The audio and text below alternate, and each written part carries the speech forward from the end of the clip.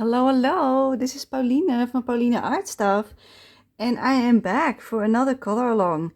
And this time we're gonna color in R.J. Hampson's A Frog's Tale, Mr. Fogherty and his lovely snail friend. So I picked out a page that is actually a buddy that I'm doing for the month of January, and I thought it was a good chance to do it as a color along. And this is the color scheme that I chosen, and it's all Copic markers, so alcohol markers today. We're not going to use any colored pencil. We're just going to do everything with these colors that I picked out. So that is the plan for today. And we have got this lovely page of Mr. Fogherty sitting on his chair next to a lovely fire, chilling out with a glass of wine and his friend. So that is what we're going to color. And we're going to start with the background, I decided. And for the background, I would love this really warm and dark red tone. So these two. And we're going to go from dark in the corner, the top corner, to like this more to the inside. So that it's like lighting up towards the inside of the picture. And that is the goal that we're going to start with. And then we're going to pick the next thing. So I'm going to zoom you in. And we're going to start. So I'm going to move the book so that you can see all of it. Like now you can see the top corner. So we're going to start with this whole section. And then once I finish that, I might like, let's see, am I in frame? Almost, yeah. And then we will just move along to where we want to go. So we're going to start with the lightest tone, which is R37. And we're just going to start coloring right there. So I got my Copic markers over here, my Copic sketch marker. And I used to use them quite more than I do now. Like I've not colored with them for quite some time. I mainly use them for my mythographic books. And that will also happen, but not like today. That will be on my plans for next month, actually. In case you were wondering. Okay, there's quite some bleed. Okay, that's good to know. Okay, that was the test. There is bleed, people, so we have to be careful. So I can't do like too much. That means I have to be gentle. So I'm trying to use only the tip, so less ink gets sucked up by the paper. And we're just gonna flat color everything to begin with in the background. We're gonna keep it as simple as possible so that everybody can follow along, no matter what your brand is, no matter what alcohol marker you're using. I'm just gonna keep it simple shading, simple everything basically, so that everybody, no matter your skill level, can follow along. And you don't have to use Copics. As long as you use a similar color, you're fine. You're good to go. So that is my first tip. You don't have to use the big expensive brands. You can just go for a cheaper brand and just buy like Ohuhus maybe, because those are pretty good as well. I've got some in my collection as well. They're mainly pastel colors, but I do like them. But the reason I have not been investing in them anymore is because, like, yes, they got refills, but not for the pastels. And even if they have them, they're always out of stock. So that is really annoying. And Copic always has everything that I want. So I've been slowly building up my refill collection for my Copic colors that I use a lot. And they're mainly the pastel colors, to nobody's surprise. So yeah, I'm just trying to use also different colors in my books, mainly my mythographics, and now also Mr. Fogherty. So yeah, I really like Mr. Fogherty, but I really dislike the Amazon paper. Let's see, I'm pretty in view. Okay, let's see, we're gonna color next to the spine. So I'm gonna move my book a little because it's quite difficult to get into the spine over here. So let's see how that works. Yeah, it's probably gonna bleed through to a different page, but yeah, that is just the way it is. But it's difficult to get all the way into the spine. Maybe I should just, hold up. I got like these clips on the side to hold like a thick carton in place, but it's not all the way up till the spine of the book. So I'm gonna place it all the way up, like you see, because otherwise it's gonna bleed through to the other page. And I'm gonna hold it with my hand, and then with my other hand I'm gonna go all the way up to the spine. quickly color this because it's also going to bleed through to the other page next to this. So it's going to be messy, but then at least I got most of it like up to the spine colored.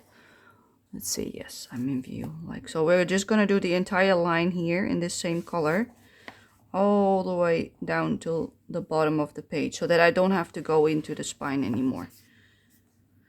But then at least it has some color. That's the goal of this. You might not be able to see the bottom, but it's just the same. Just one big stroke all the way down till the bottom. There we go. And now we're going to go back to the top again. There we are. And we're just going to slowly color in again. But you can see now that I went over the lines because you have so little control with Amazon paper that you really have to only use the tip of the marker, or else there will be too much ink on the paper and it will bleed over the lines. And that is exactly why I do not like the paper. But I've seen somebody using Amazon Japan to buy books from R.J. Hampson.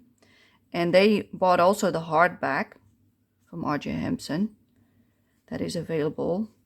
And they tested it out with watercolors. And the hardback cover paper was like pretty crinkly. You could really tell. It was a lot better than normal Amazon paper, but still really crinkly. Like not what you want for a hardcover book. And the Amazon Japan was almost smooth. No buckling, nothing. It was pretty perfect still.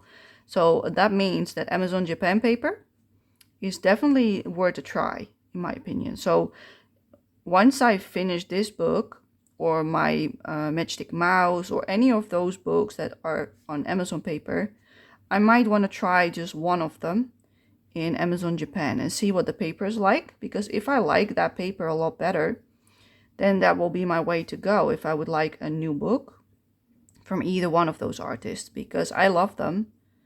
So yeah, I love these illustrations, but if I can't get them on anything else than Amazon paper, then it's just not for me, because I enjoy it a lot less when the paper is Amazon paper.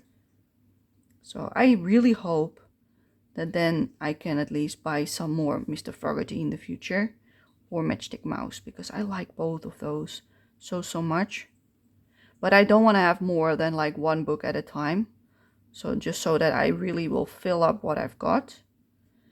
And I told you that Mr. Fogherty would be one of my project books for the year.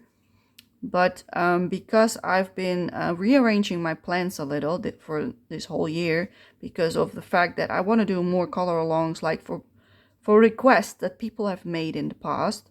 Because I know there have been requests for certain books for a color along, etc, etc. And they have just been building up on my list. And I've barely done any of them, basically. I've done color alongs, but not the one that people were asking for. Like some of them, but not all of them. I've done like Crystal Fogel, I've done like, what was it? Green Ivy. But like Mythographic, I've done, the last one was 5 months ago, which is quite some time ago. So that is necessary, you know, to do one. Because I promised people I would do another one with alcohol marker. So that is like my next thing on my priority list, to do the request that people did. And this is also one of the requests, an R.J. Hampson Mr. Fogherty page. So here we are doing that this month. And then for the month of February, I would like to do a mythographic. And of course you can still see my Nelko Neko color along, because that will be a monthly thing. As long as I'm good enough, feel good enough, and not sick, that will be the first one that I will record in the month. And then my second spot, which I've made time for now in my plans, because I arranged my plans a little bit differently so that I have more time to do color along filming and editing, etc, etc. So therefore some project books had to go down the list, basically. They only are now like normal books on my list. So they will be colored in like 3 times a year and no longer every month. And I've done that for 2 books. So Mr. Fogherty has been bumped down, and my Brambley Hatch has been bumped down the list. And in order to make place for a space for like filming and editing another color along, that is a request from you guys. So in this way, I hope that like I at least will have 2 color alongs each month. And that one of them will be like my main project, which is Nelko Neko. and the second one will be any one of the requests basically.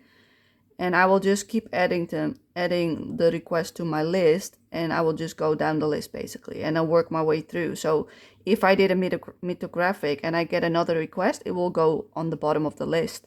And when I get to that one, I will just stripe them off in order. And every month I can pick the second on the list and the third and so on and so forth, so that I will rotate through my requests. In this way, I can actually do what people want me to do, instead of having to think of what I'm gonna color next. Because I do color a lot by myself, but doing color alongs is way more difficult because of the planning that it takes, the filming, the editing. Like, I have to talk, which also takes a lot of brain power because English is not my first language. Which is fine, but it takes a lot of energy out of me, which I don't always have because I'm chronically ill. And I've got a low energy level and usually a lot of pain. So I can only do certain color alongs. Like the alcohol ones, I can only do when my hands are good, when they're not feeling the worst, basically. So that I'm like not shaking. So now, you see, I'm shaking a little, but not too much. Because otherwise I won't be able to do these for you guys. So I've got my limitations physically. But now I hope, because I've made some changes in my schedule, basically, that I will be at least able to do at least one request a month, and my nail koneko. So yeah, I hope that will make you guys happy. And yeah, I will show a list of all the requests that I've gotten so far that I'm aware of.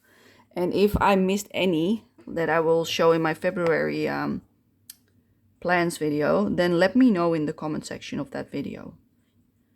You can even pop them in this video as well, because I will respond to all my comments.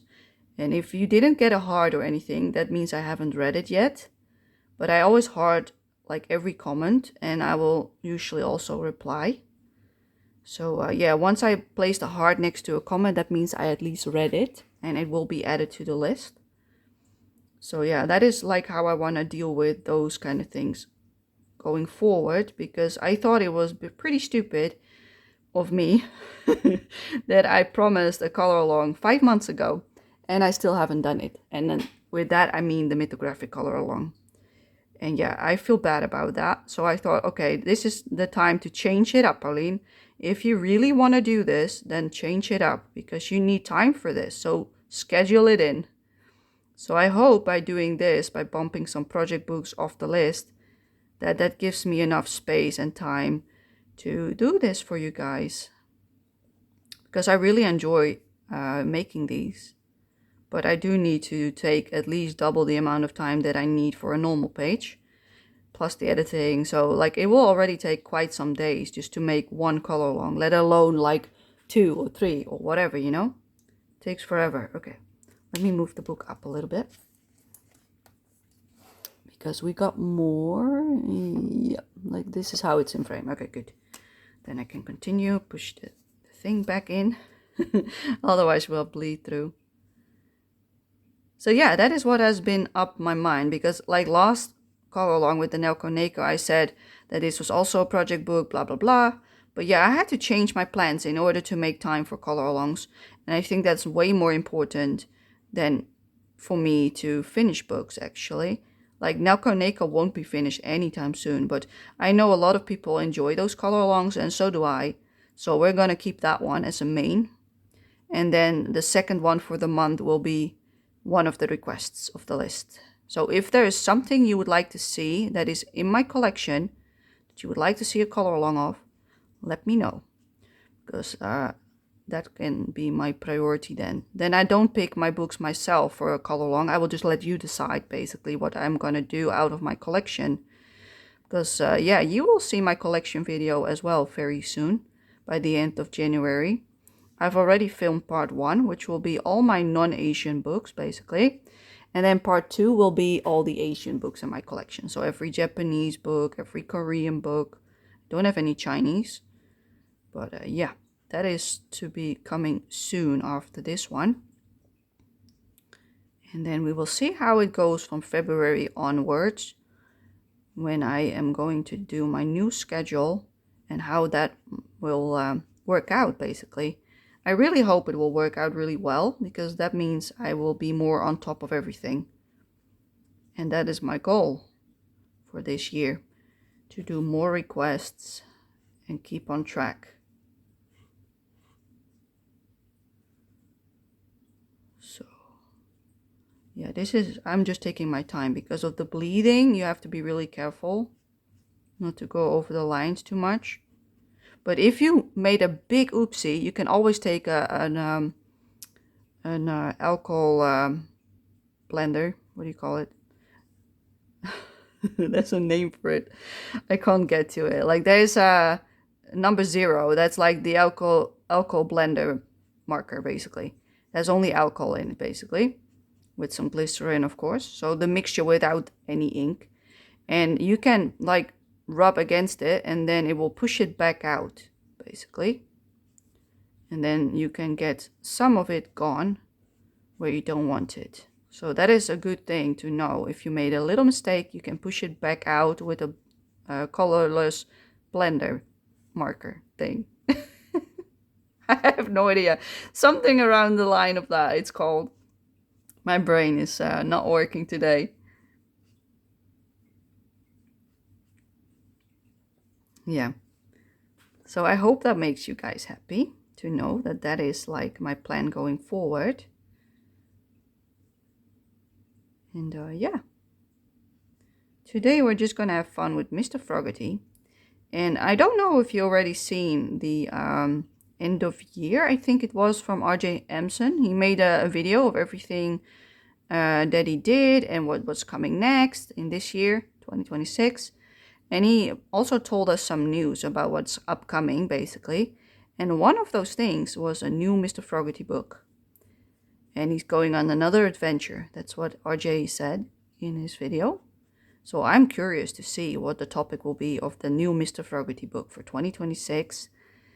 And yeah, if it's a really nice one, that will definitely go on my wish list to buy at some point down the future. Because I love Mr. Fogherty. But yeah, I've got so many pages still to color in this one. So no rush, I would say. I definitely would like to try to color more in this one. But like if I don't have the time or the space in my month, then so be it. But it will at least be colored in 3 times this year, at least. And if I feel like doing more on top of what I will plan, I can always do that, you know. But that is up to time and my health. Because if I'm ill, I have a lot less energy and a lot less time and everything to do everything, basically. Which is important if you're doing color alongs. Might not seem like a whole lot. You think, oh, just press play, like record and go for it. But yeah, it's not that easy. It's not just the recording. It's also everything that comes after. Like the editing takes at least twice as long as the recording itself. And then you've got the whole timestamp thing on YouTube, which also takes up at least like half an hour to an hour minimum, depending on how long the video is. Like for instance, my Naoko Neko, my second part is like 3 hours long. So that's going to take a while for me to fill in the timestamps, etc., etc. So yeah, that is like just a day gone just by doing all that stuff, basically. And then I can't do anything else in the meanwhile. So yeah, that is my choice, of course. But it is something I have to take into consideration when thinking of like when I can do stuff for you guys. Like we all know by now that it takes effort. But and a lot of people don't do it because of that reason. Plus the fact that these color along videos might only get watched like by, if you're lucky, by 100 people. If you're lucky, which is not quite a lot, but I love making them. And I get a lot of appreciation from the people who actually watch. They actually enjoy it and it's helpful for them. And that is my main goal, that people enjoy it. Even if there are only 10 of you guys that enjoy it very much. And I get a few comments saying that they loved it or they would like to see more. That makes my day. That is why I'm doing it. For the satisfaction of getting the responses from people. Helping them out. Seeing like them finish the same page. trying to replicate it. That is what I love seeing. So yeah, that is why I'm doing all this effort basically. And if I don't enjoy it anymore, then yeah, I might not do as many anymore. You know, like that is the whole thing. What drives me, getting the interaction with you guys and getting my stuff done, of course, because it gives you a little push in the back to do some more stuff to show you guys, which is really nice. But yeah, that news from R.J. Hampson about the new book, that made my day. I was like, yeah, Mr. Fogherty! I really love him. I love him so much. And now that I know that Amazon Japan might be an option, that made my day as well. So yeah, once this book is finished, there will definitely be another Mr. Fogherty, I guess. Because I already gave up on it, thinking that it was no longer an option. Let's see if yeah, now I've got the right side of the book in frame. We're doing the big parts first, so the background, then the leaves in the background. So we're like gonna color the background first before we're gonna start on the inside of the picture. Just so that we've got all the big stuff out of the way. And even if you would just flat out color all of these, it will still look nice. Just take your time. Don't rush it. That's the main thing with alcohol markers. Don't rush it and just keep working. As long as the paper is wet, you can still work it. But take your time. Like, you see how slow I'm doing this and it looks amazing. You see how flat that looks? And I'm definitely not using any special technique for this. Just time and effort, you know, like just take your time. That's why alcohol markers are pretty, like they're user-friendly. But they are also not user-friendly. Like, they've got a learning curve. If you really want to do like the blending techniques and all that stuff, that takes time to learn. Like the first few pictures that I did with these for my original art, they were ugly. They looked like nothing. They were just horrifying to look at. And yeah, after a year of using them, I learned so much. And it started to look better and better the more I used them.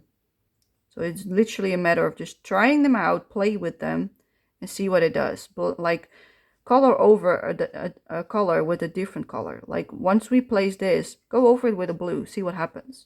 Or go over it with a green. Doesn't matter, just test it out, what happens. Maybe you will find some interesting combinations. And you can see what happens, how it works, what does work, what doesn't work. That is literally how to go for this kind of stuff. You don't need to do all the fancy stuff. Just play around and see what you like, because everybody has their own taste in how to use them.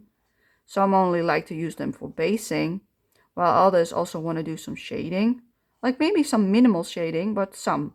And that's also what we're going to do today. We're going to do some minimal shading, but mainly flat coloring. So yeah.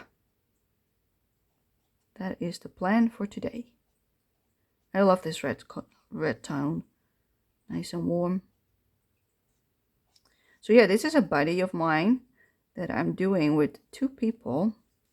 I'm doing with Clever Swirl. What is it? I think it's something like Clever Swirl or something. It's a funny name. And Coloring Angel. You think Katie? Yeah, I think those were my buddies for these pages. For this page. Like, we set it up last year that we were going to do this year. So I've written it down. And I know Katie also showed it on her channel. So I know that she at least, like, now it's wet. I don't like the feeling of the wetness on my hand. So I'm just going to do these now. And then I'm going to move back up and work my way down for the rest of it. So that my hand is not in the wet ink. Because I don't like the feeling.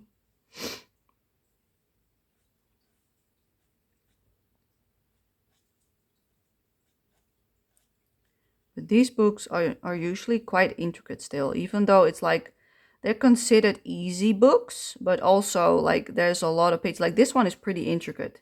Some only have like a circle with a little bit in the middle to color in. Well, this one is an entire scene, basically, a full page, which is not like uncommon for RJ, but they are like a nice challenge. If you want to do something and really like go for it to test something out, this is like a nice page to do it on. I like that there's so many snails even in the background. They're cute. Okay.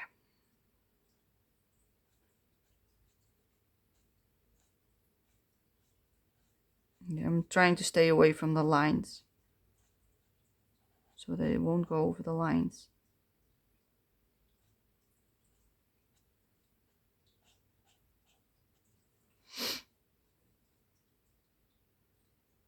So we're already halfway through the month right now. And I've done quite a bit of coloring. I was really like stressed out early in the month because of all the plans that I made. And I panicked when I saw the amount. Like, I know I could do it, but I have to keep going. Like, I don't have time to really stop and do nothing for a few days. Like, that happens, but when I have a good day, I usually color a few pages on one day.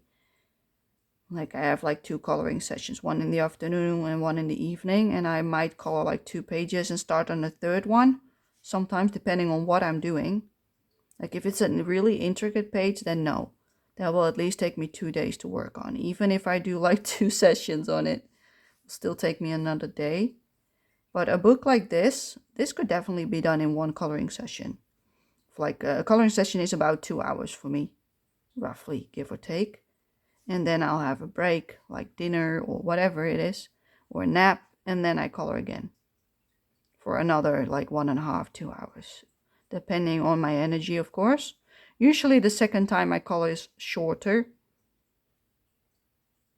and it also involves a lot of YouTube watching because I always have something running in the background, because that's what I like to do. I like to listen to people who are also coloring, you know. That is really nice to listen to while you're also working. Have somebody to keep you company, basically.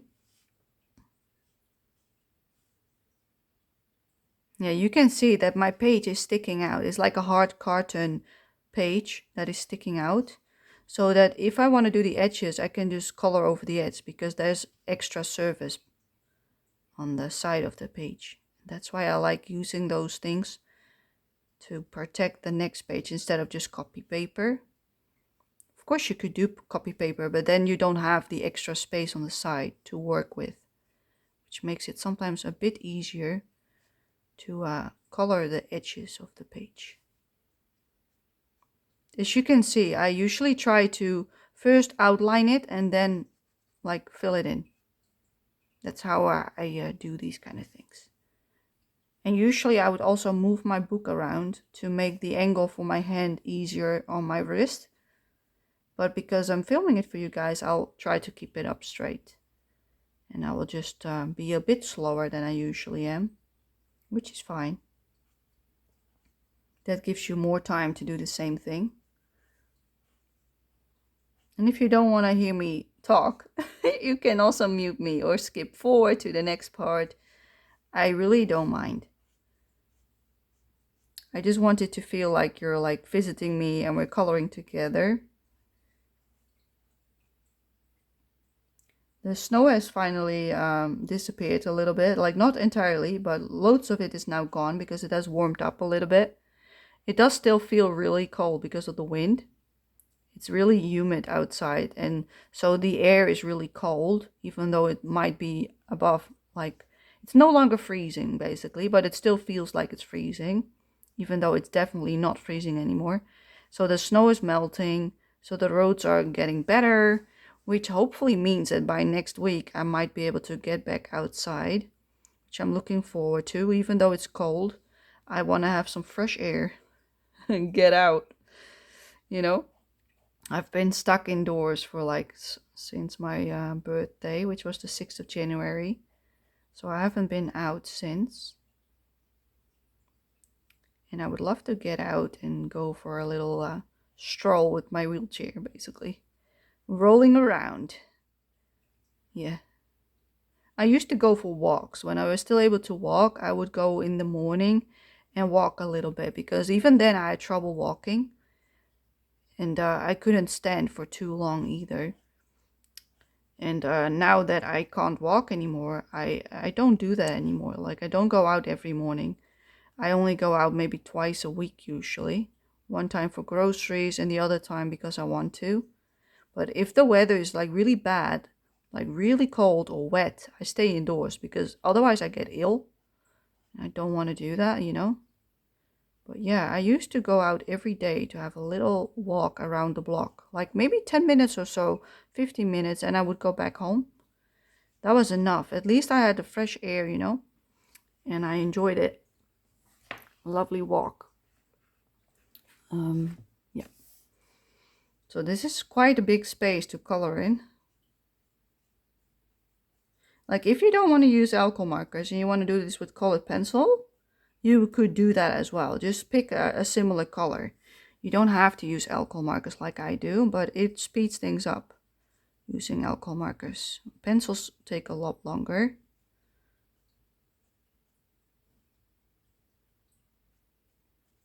I really like using my alcohol markers. The only reason why I ever got into them is because I wasn't able to use my colored pencils anymore, because I always loved my pencils ever since I started drawing and coloring. But at some point my pain in my hands and the stiffness and the tremor was just too much that I couldn't use them anymore. I couldn't hold them. Like, even the grip was too hard on my hand, so I would just drop the pencil because my strength would disappear, because it was like such, like, how do you call it, like intense pressure on a small item, and that is difficult for my hands. So holding this is a lot easier because it's a lot bigger.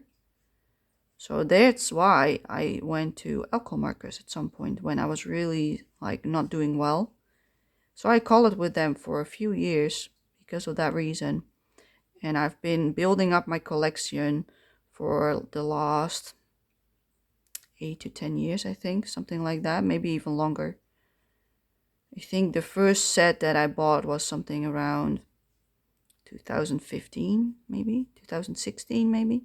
And roughly around that time was like the first set that I bought, and I haven't looked back since. So I've been just buying like set after set. But I started out with the Copic Chow,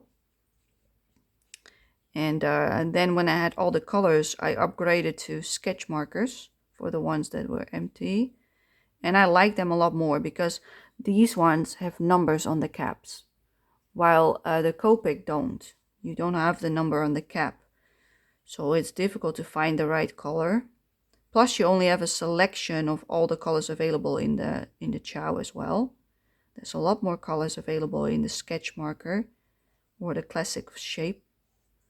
So I saved up a lot of money, and then I bought the entire set of sketch markers when it was on sale, and that saved me so much money by doing it that way, because the deal was really good. It's still a shit ton of money, let me tell you that, but I was really happy with it. And now that I've got all of them, I'm trying to build up my refill collection, and I only got like 48 or something, 49, I don't know exactly. I got 4 rows of 12 colors, basically, of refills. So that is 48, I think. Yeah, something like that. So now that we've got the entire background with the lightest red, basically, where's my swatching thing? Like, we filled it up with this tone, R37. So now I'm going to take the darker tone, which is R39.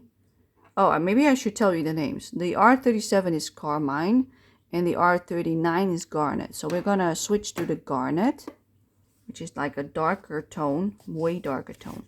And what I will do is I will move from the outside inward slowly, but I'm also going to keep this in my hand. So I'm going to have 2 markers at the same time, and I'm going to go back and forth in between, but I will show you. So we'll start with the dark one, and we're just going to go straight over. And I would like to make a blend. So now I'm going to make like a swipe motion. So do I have, like, I can use this. So like a flick, flick, flick. That's what we're trying to do. And the flick has to go like to the point where you want it lighter. And then when you're done that, you can take the other one and flick over that to blend it together. just to make it like simple. That is like something like that, you know? And then you can see it already like smoothing into each other. Like it becomes way smoother because we did that. So you can also do it like this, small flick motions. Like if you're a bit scared, and then you take the other one and you flick backwards into it. You can even do it like this, make more flicking motions. You see how it will blend in. Once it dries, you can see it easier. Like maybe this is even easier for you guys. But this one I will just straight up color over because I just want them a little bit darker. So here it doesn't show whether we blend or not. But I mainly want to do like these sides up here. I want to blend those out. So I just do section by section to make it like a smoother transition. Like this part I don't like, so I will go over it again, darken it up a little bit more. Like even if you use the exact same color as the background and you just go over it another time on certain parts, it will also darken it up, because I really want a difference. I'm using a darker color. That is the reason why I'm changing color. But you could definitely do this with the exact same color that we used for the first layer. So now I'm gonna again go into the spine. Yep. And I'm gonna just color this flat out because I want all of this darker. Trying to get into the spine again, which is difficult. So with this I'm gonna make flicking motions again because I don't want to go too far in. And then I'm gonna just make more marks over it to blend it out. A little bit in this corner. And back and forth. So this is how you do it. When you're blending, you got 2 markers in your hand, sometimes even 3 if you're doing like a multiple color blend. That's the way to go. And as you can see, it's not hard. It's just a matter of taking your time with it every single time. So you always start with the darkest tone in this case, and then you work your way to the lighter tones. So like I do like this, and then I just move over it like that. And you can also do like this first, like I want it up till there, and then you do the other color like into it, because now the paper is wet. That also works in case you're like scared to mess it up. That is also a strategy, but it looks different if you do it this way, but it definitely works. I don't like how it looks on this side, so I will just do like a little bit more on top of it. Yeah, I like it like this. Now you can already see the difference between this and the bottom part, if I'm correct. Can you see? Yes, you can. Okay, good. So we're just going to continue down the page, doing bit by bit. Don't go too far. Like make it small sections that you're blending out, because otherwise it might be a bit too much to do in one go. And yes, I went over the lines. I'm not trying to worry about it. I will just embrace the fact that I went over the lines. It will happen from time to time. It's just the way it goes.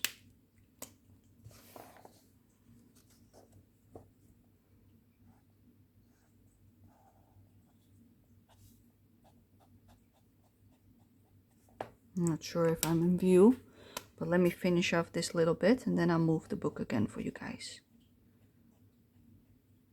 There we go. Okay, let's move it up. Yep, now we've got all of the rest of the page in view. We're slowly working through the page again for the second time with a darker tone.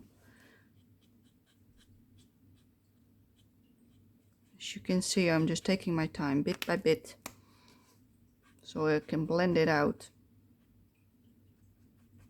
If you don't like it, you can always do it again to try to make it a better blend than last time you did it.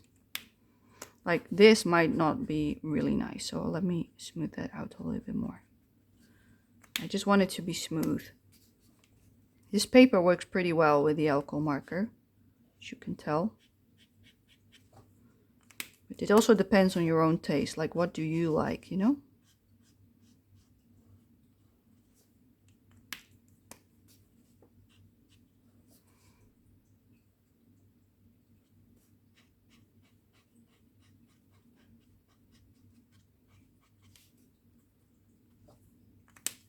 I want this whole lower corner to be a lot darker. So that is why I'm blending it like this, like in a circle motion. So I want it like this roughly. So yeah, that is how we're gonna do all of this. We're only gonna do it on the outside of the page. The inside will stay the exact same. But I'm also going to show you a trick for the inside. If you want to warm that up a little bit, we're also going to do that in a second. First, we're going to finish up this entire background like this. So it's going to take some time. So yeah, you can speed forward because I will take time. I will make timestamps for you to so that you can skip to the next part for the explanation. If you don't want to see me do this, which I can completely understand because it's boring to watch, I guess. So this is just flat up coloring, no blending on this part because this whole corner I want dark.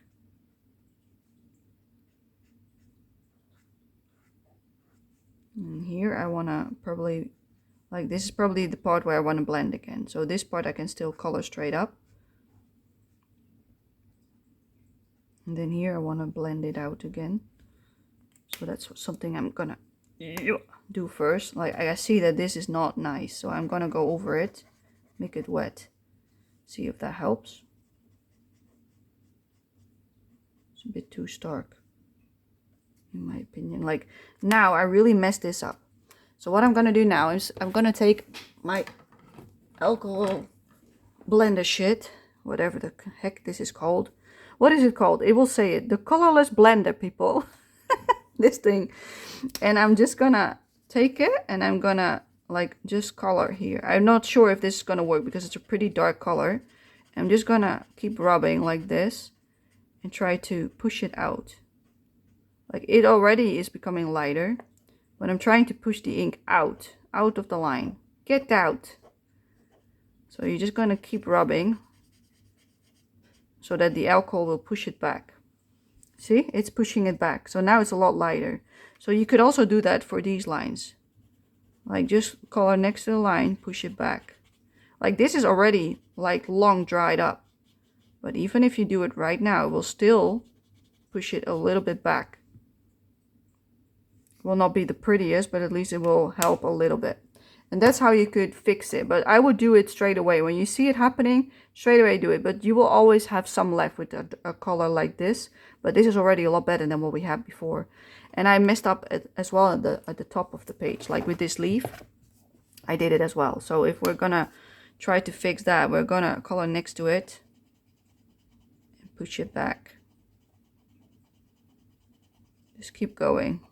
Like saturate the paper with the ink, with the alcohol, so that it will push it back. Like even after it has dried up, it will still work quite a bit, but it doesn't work as well as when it's like not wet. Like when it's still wet, then it works better, but you can still see it's better than it was when we started. So it does work, but you better do it straight away when you're like at it. Okay, let me move the book so we can follow this line again.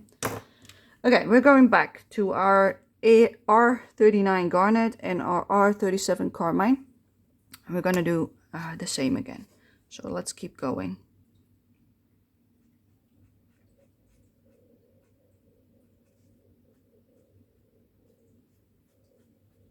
Yeah, it's almost unavoidable. Oh my goodness, like my hands. I will wash them up later.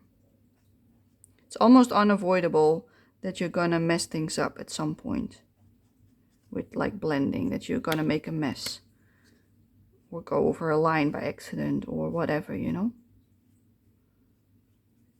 So don't be afraid to try it. Just go for it, and if you mess up, then so be it. Like it's a matter of practice. If you don't practice, you won't improve, basically. So don't be scared, just go in, because this is pretty dark. This is a dark color to blend out. Like this could be like one of the scariest things for me to ask from you. And I will. I'm asking it from you. Try it. Try it. You could even try it on a separate piece of paper. Just take a printer paper and do this. What we're doing right now. Just do it like straight on the flat page and try it out. See if you can do it. If it works out. If you're too scared to try it on your page, that is the way to go. Try it out on a different piece of paper. Get some confidence, you know, before you start on the page itself. You could even try it out on the second page in the book, because there's always a double in the paperback.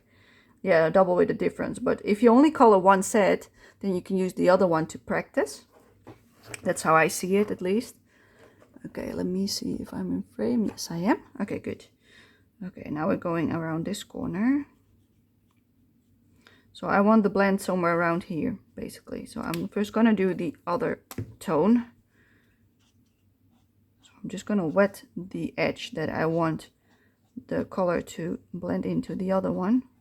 Just gonna make it wet all the way. So now I'm gonna do a bigger space. And then I'm gonna come back in with my darker color and make that flicking motion into the other one.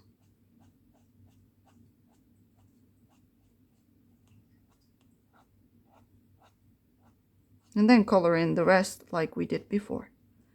So that is the same technique, but you can do it from dark to light or from light to dark. It doesn't really matter. As you can see, it both works.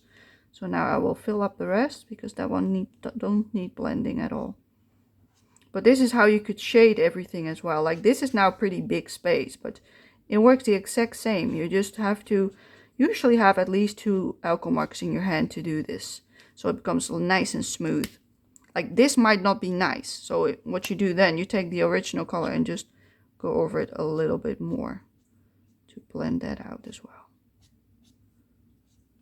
If you don't like it, you can just go over it again, because you can see it sucking up, but it definitely does work to make it smoother. Okay, let's move up. Let's see, how far did I go? I stopped here. Okay, good. So let's keep going. Did I take the dark one? No. Okay, good. Alrighty.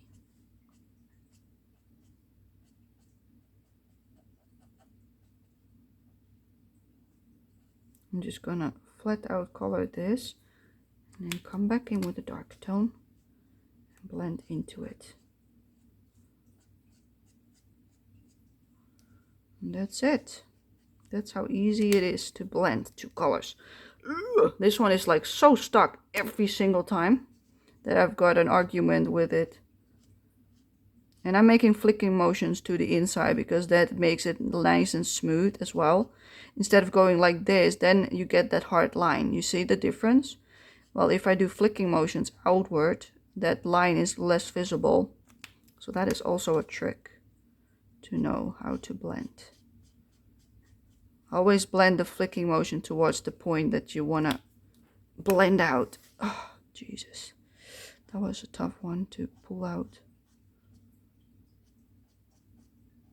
Yeah, I'm just going to darken the whole thing.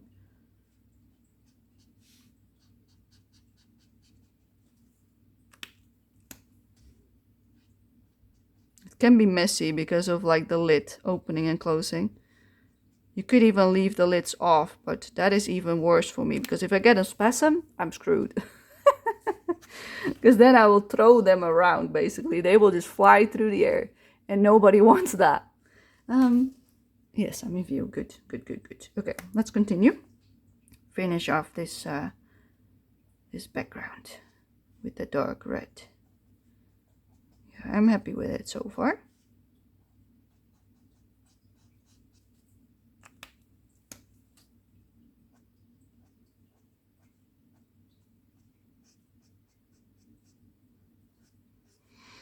I really was happy to see that Geordie from Geordie Colors actually continued with her Color the Fairy Tale hashtag, because I was really a fan of that last year. And I did it. Since I discovered it, I did almost every month. I only skipped like 1 month after I discovered it, which was the Beanstalk, Jack and the Beanstalk theme, because I wasn't feeling the page at the time. So I didn't do it, but I started, I think, around the Ugly Duckling, which was, I think, in March or April, one of those 2 months. And after that, I did every month. And now to hear that she's continuing again this year, 2026, I was like, yeah, I like it. So I changed my plans up a little bit, because there are 4 books that have fairy tales in them in my collection.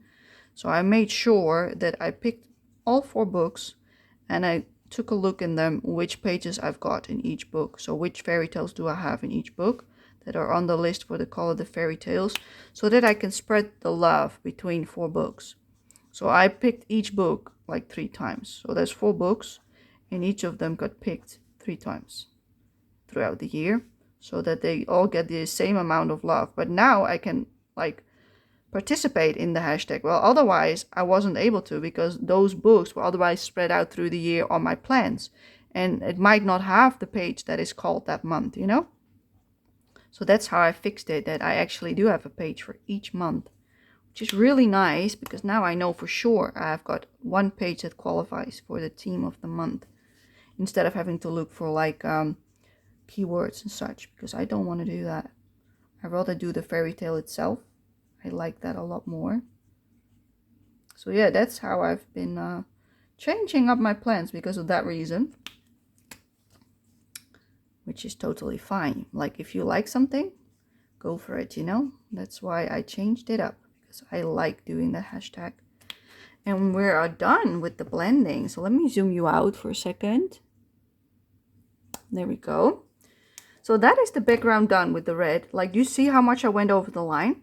So I will take the alcohol and the colorless blender and just try to push it back a little bit, so that it's a little bit better than it is now, because this is pretty horrible. I'm not sure if it will, but at least it will be better than what we have now. You see that? No, I want you out. Not towards me. I want you gone. That way. Get out.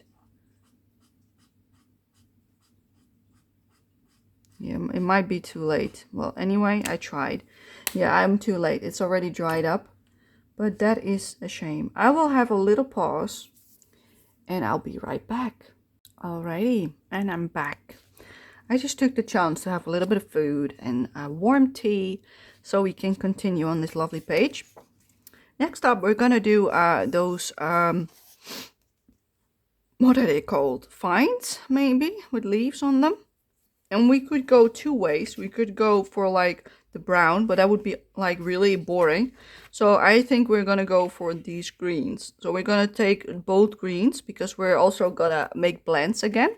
So we're gonna go for green 07, G07, which is Nile green.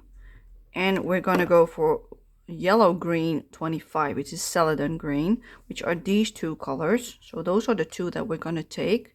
And we're gonna blend them. Yeah, that's the brush marker. Good. Okay. So let's start. We're gonna do from dark to light to dark with this one. So what I mean by that is we're gonna start on the outside. Am I in view? I am, but I need to zoom you in, because otherwise you can't see anything. Okay, let's see. Now I am in view. Let's go. Okay, so I'm gonna start here on the outside, and I'm gonna go all the way into the spine, roughly, and then I'll do like flicking motions towards there. And then I'll take my other marker, and I'll flick back into them with the other one, like that. And then I'll want to color all of this straight up, make a flicking motion, and then come back in with the darker one. Like that. So this part I'm also going to make a lot darker. It's just a bit difficult to get into the spine from this side. And back to the other color, flicking back into it. So you can see how easy that actually is. But now that we want to do this leaf, like I already did that also a little bit on that one, I'm going to start with the darkest one. So I'm going to color the middle vein. And then I'm going to make flicking motions like this outward. And then I'm going to take my other color. I'm going to flick back into them. Or at least I'm going to try to, because it's a small space. And that is how I make my blend for the leaf itself. No more, no less. So back to the dark one. We're going to go around the corner. So I'm going to go over this one more time, so that's nice and smooth. And I'm going to make a flick and back in with the other one.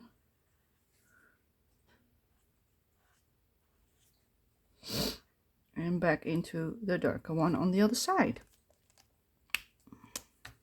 So it's the same technique that were used on the background, you see?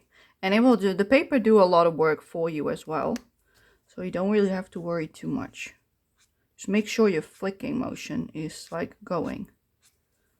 And then always go straight back in with the second color. And that's it, people. That's how easy it really is. So this part behind the fly or whatever it is, I'm going to straight up color dark. And I'm also going to color this straight up. So I want it a lot darker in the back. That's my cat playing in the background. She might be joining us. Yeah, she is joining us. Nay, Spooky. That's my cat. Please move. Thank you. Yeah, please move. Because you're bumping the camera, girl. Yep, she's gonna lay down. She's used to not being allowed on my page when I'm filming. But still, she's trying. She's hoping that it's time for cuddles, which she just had a moment ago. But she wants more cuddles, I guess. Yep. So as you can see, this is pretty simple. It's not like the most difficult technique in the world, you know, you just have to go back and forth and back and forth. So you usually have 1 or 2 markers in your hand going back and forth the whole time. That's why you always see people who do alcohol marker drawings with loads of like markers in their hands, because this is how they do it. They go back and forth the whole time. Let's see, where are we at? We're gonna now also do the inner circle straight away, but I want this to be a lot lighter in the middle. So for this one, I'm gonna do it from dark to light.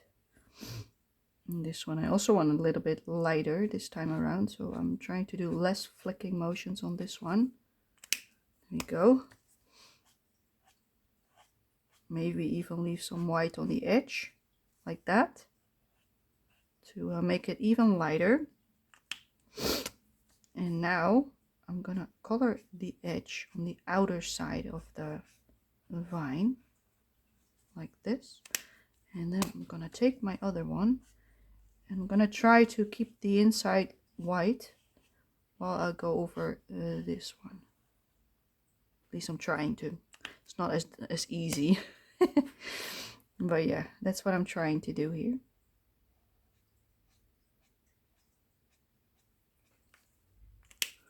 And this is how it is done, people. Nice and simple. So yeah, if you leave like the edge white, that immediately gives more contrast to the outside. So the ones on the outside, I want to do like this. And the ones that are more like towards him, I want to do like that with a light white edge, basically. So let's keep going. Let's go to the other corner, work our way around. I'm gonna do some shading underneath here, underneath the flower. Not too much. Come on. That's the only issue with my hands, that I have trouble opening the lid sometimes. There we go, one big stroke. Fighting my markers. This is why I also took a break, in the hope that my hands would be a little bit stronger afterwards, but I'm afraid not. I'm afraid I did not succeed in that. My strength is still a bit weak right now, so the lids will be difficult to open. And still I will be fighting them.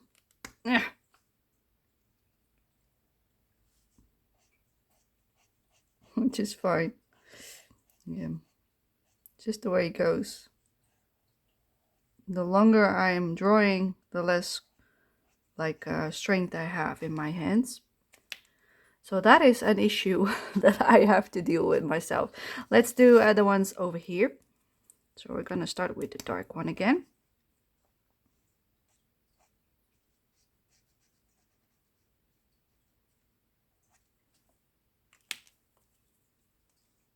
You are.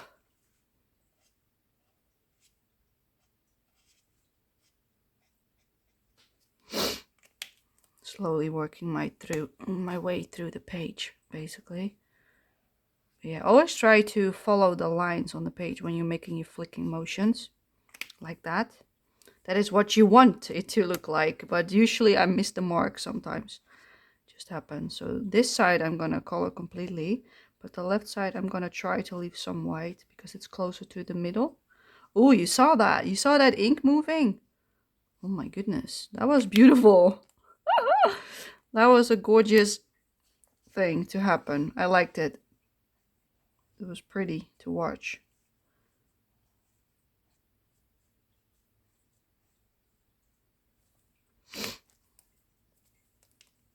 Yeah.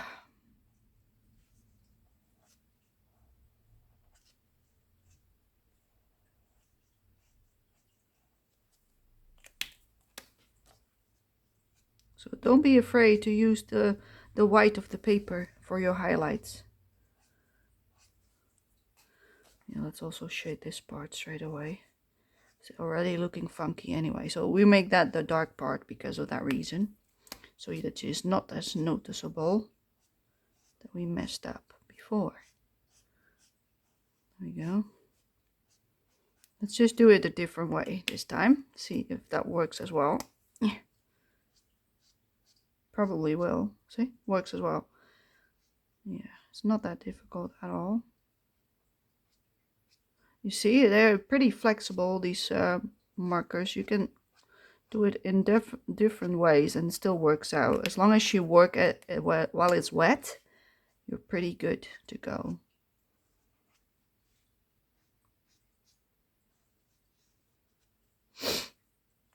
But yeah, this is difficult. I like doing this, but it takes a lot of effort out of me. But it is nice, isn't it? It looks so pretty. But it takes time. As you can see, it is just a matter of keep going. Gently keep going. And it will work out. And even the parts that I went over the lines like this, it doesn't look horrifying at all, you see? Like, yes, you can still see it, but once you have the whole picture colored, nobody will look at that. They will look at the main picture. So even if you mess up here and there, don't worry too much. It will not be as noticeable as you might think. Let's see, I can move it a little bit further. So we've got more in view. Okay, let me just lay it down. Yeah, let's just not hold them at the same time. Just for a minute, maybe that helps with my hands.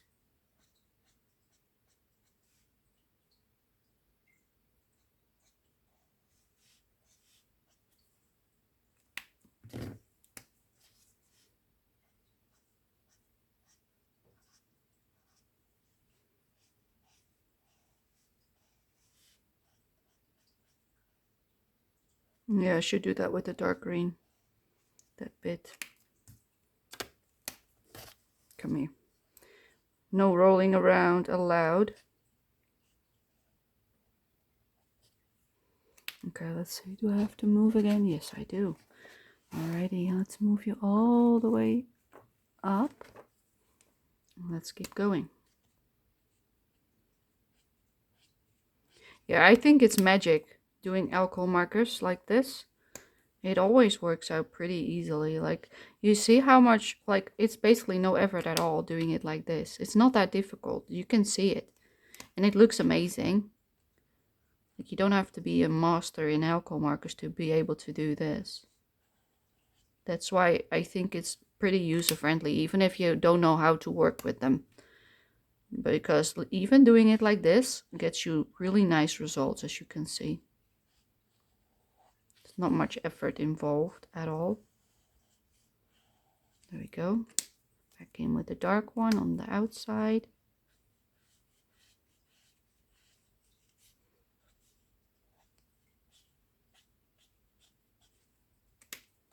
And back in with the other color, yes.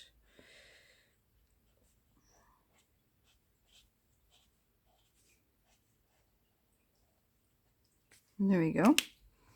Let's move you even a little bit more up so we can have the entire bottom of the page. Yes, good, very good. Okay, let's start on this side again. He's so he's such a figure, this Mr. Fogherty. I think he's like one of the best characters that he draws, basically. That's what I think he is. One of the fanciest frogs I've seen. Mr. Fogherty. I like the outfits that he comes up with for this little frog. Even his friend, the snail, has outfits in the newer books, which is amazing. Like in the Winter Wonder, there's also a Mr. Fogherty page in that one. There's this one that they go shopping, basically. And the snail also has like this suit on, like a really fancy suit. And I'm like, oh yeah, gorgeous. I like it, you know? I like seeing that.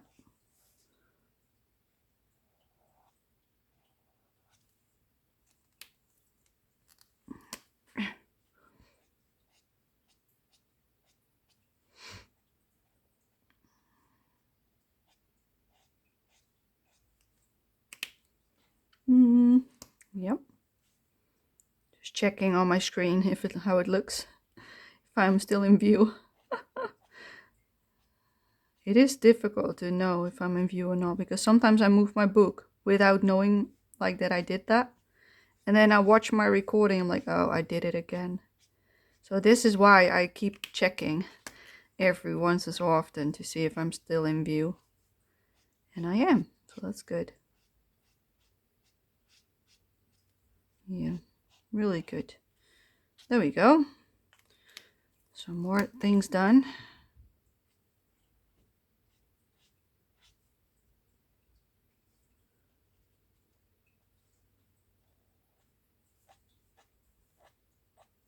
So yeah, the craziness of the December months, this December month has calmed down. And hopefully everybody is settled down in their routine again, because that's what happens. What the heck are you doing, kitty cat?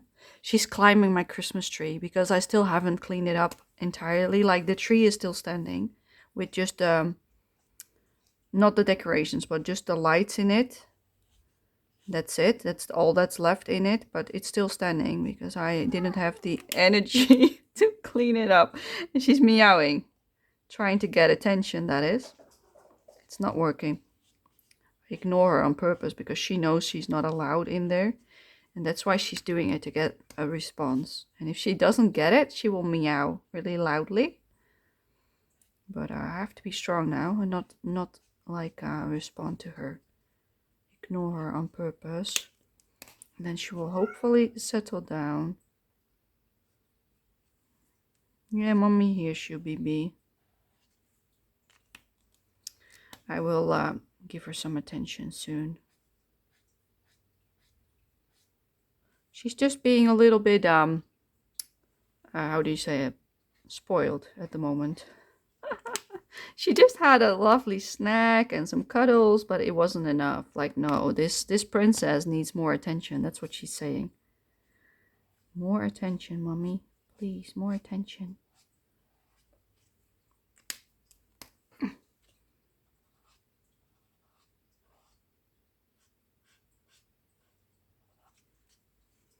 There we go. Nice big leaf. Okay, let's move my book so that we see the other corner. Yes. Let's keep going. Let's move the page back underneath. Yeah. Okay.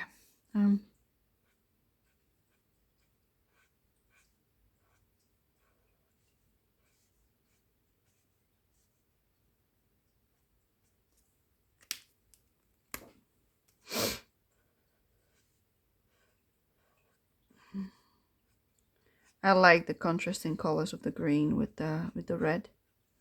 Makes it really nice and vibrant. It works great together, which is why I chose them. I wanted to keep the color palette to a minimum, but I still wanted some nice bright colors, so that's why I picked also some pinks and some yellow to warm the thing up a little bit where needed. But most of it, if you keep using the same colors over and over again throughout the picture, usually that also makes it pretty cohesive And you don't really have to try too much to make it work, because it is already working, because you are using the same colors over the entire page instead of just on one small item.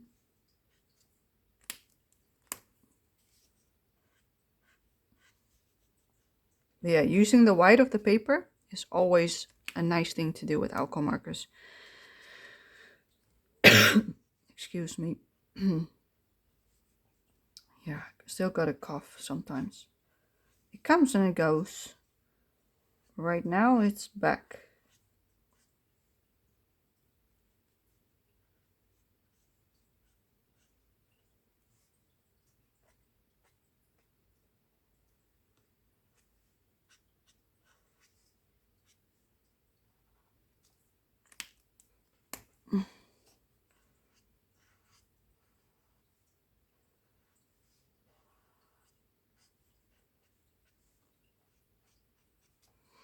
Yep.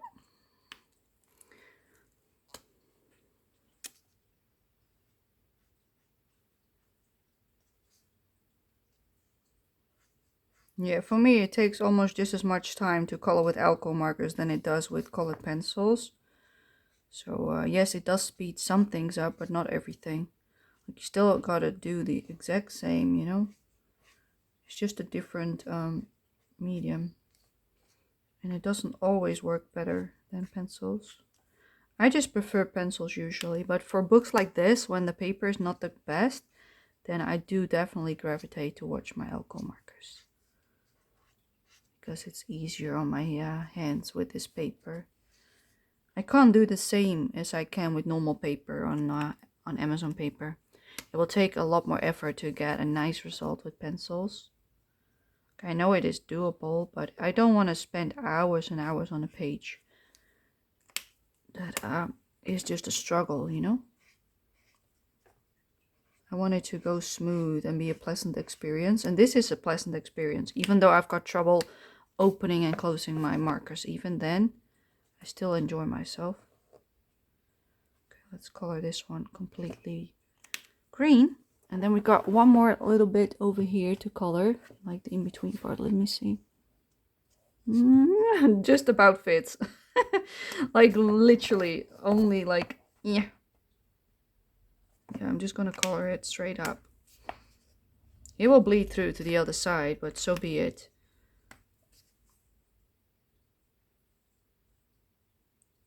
I had that happen in the book multiple times, that it bled through to the other page next to it.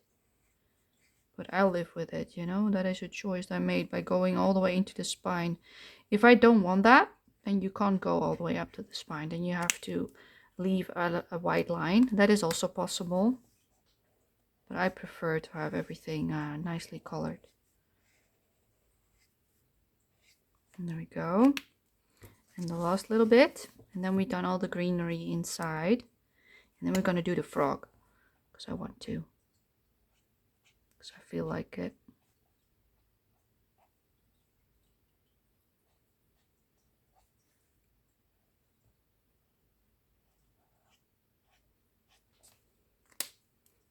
Yeah. There we go. Beautiful. And Mr. Fogherty. Okay, so I got two colors and I've got a third one, and I also got a yellow. So I'm gonna take both of those as well. So the yellow and the other green. Excuse me. So we're gonna start with our yellow, which is Y15, cadmium yellow. And the yellow green 03 is yellow green. So we've got cadmium yellow and yellow green as the first two colors to use. And we're going to start with the yellow, and we're going to make a highlight on the right side of his face and everything on his body, but we're going to start with his face. So I'm going to do a light layer like this on his face, and then I'm going to switch to my other color. I'm going to color straight into it with this tone, trying to not color the lips because I wanted to have a highlight. And then I will go straight up to the next color, that is yellow green 25, celadon green, and I flick into it with that one. Trying to keep that lip over there white-ish. Go around it. And then I go to my darkest one, which is G07 Nile Green. And I'll blend that into this one again. Go around the circles on his cheek.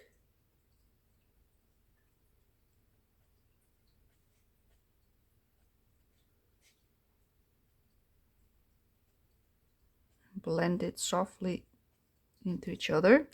Okay, go back to the last one, which is YG25, and smooth it out a little bit.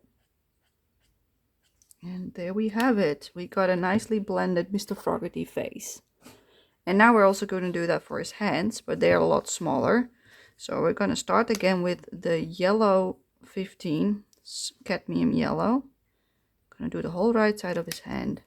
We go to the yellow green 25, celadon green. Color all of that in straight away. And then we go straight up to the darkest one, green 07 Nile green. And we're going to color the rest of it in the inside of his hand. So there's like a nice shadow. And that's it. Okay, let's do... Yeah, he's totally in frame. I don't have to move anything. Okay, his other hand. I'm only going to color his fingers yellow, like this part. Go straight up to yellow green 25, celadon green. Color all of it. Then go to the darkest one, green 07, Nile green. And blend it in like that. That's it. And that's how easy it is, basically. Sometimes you use all colors when the space is big enough. But if it's like small, only use like 2, tops 3 colors to do it. So now we're going to do his feet. So for his feet, we're going to do it a little bit different. So I'm going to do the tips of his feet and not everything. So this one is the closest to the fire, because that is why we're using yellow, because of the fire. So this one I will color all the way up, and this one I will only do like the tips with a little flick. And then we're going to go straight into the yellow green 25, celadon green, and I'm going to color like this into it.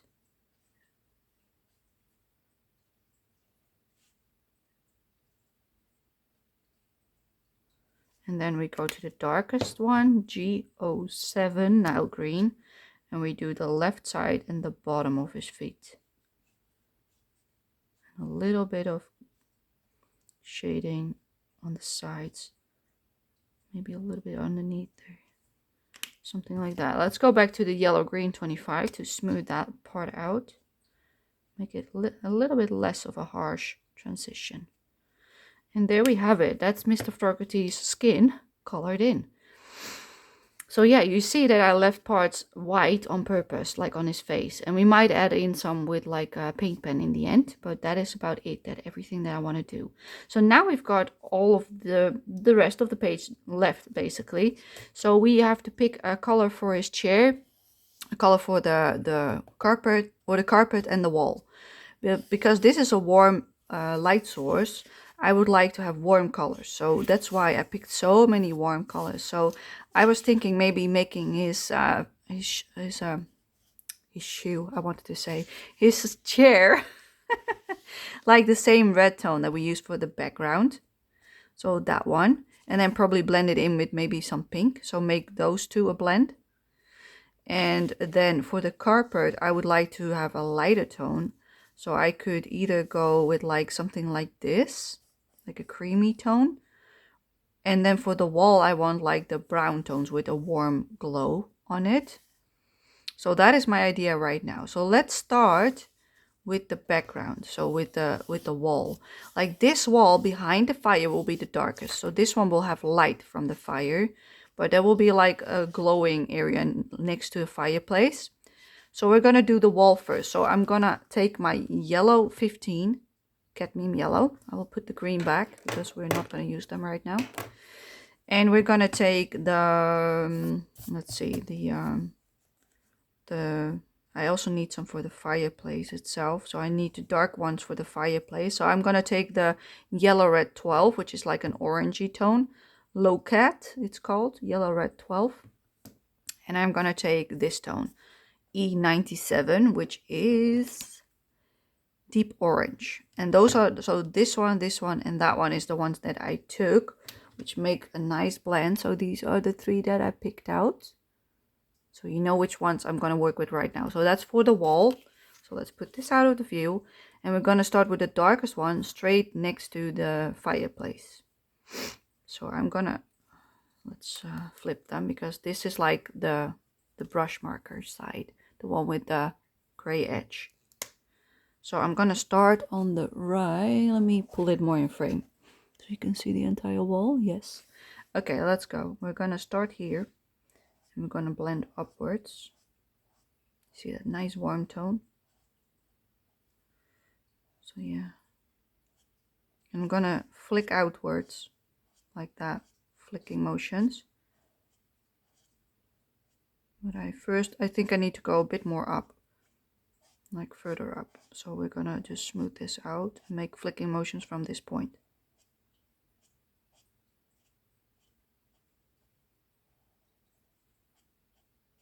Okay, let's take the next one, which is yellow red 12, and we're going to flick back into it.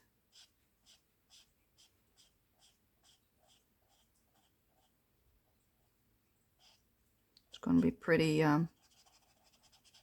yeah, I'm just going to go straight over it because it's pretty rough. Alrighty. This color in this entire wall with this color. You can see how wet the page is now. So now for the bottom part, I want some yellow on that wall, not this wall. This wall I'm going to go back to the E97, the deep orange, and I'm going to make this part a bit darker next to the fireplace.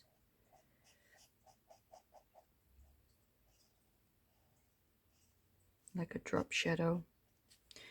And you see how nicely that goes from dark to light, but this one will like become lighter because of the lighting of the fireplace. So for this wall, I'm going to start with the yellow 15, and I'm going to do it in the opposite way. So I also color a little bit over the right wall, so it will warm up at it as well.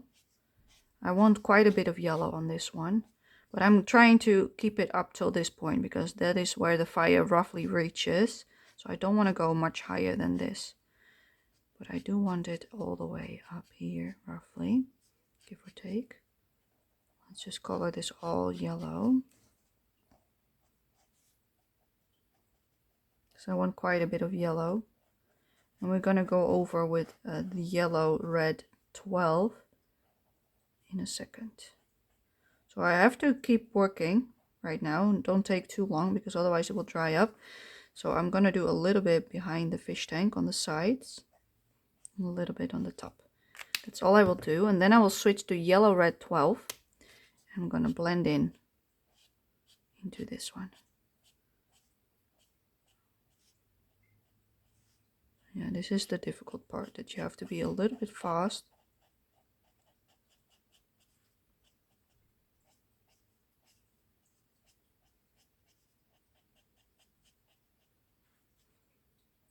I placed a yellow undertone so that you have the warmth underneath. That is why I did that. And I will take the yellow again and flick back into it because it's a little bit splotchy otherwise. There we have it. There we go. So now it's nice and warm over here. So now I'm going to use the yellow red 12 to move it up again. Color it flat again all the way up. And then I want it darker all the way on the top. But first I'm going to slowly fill this in.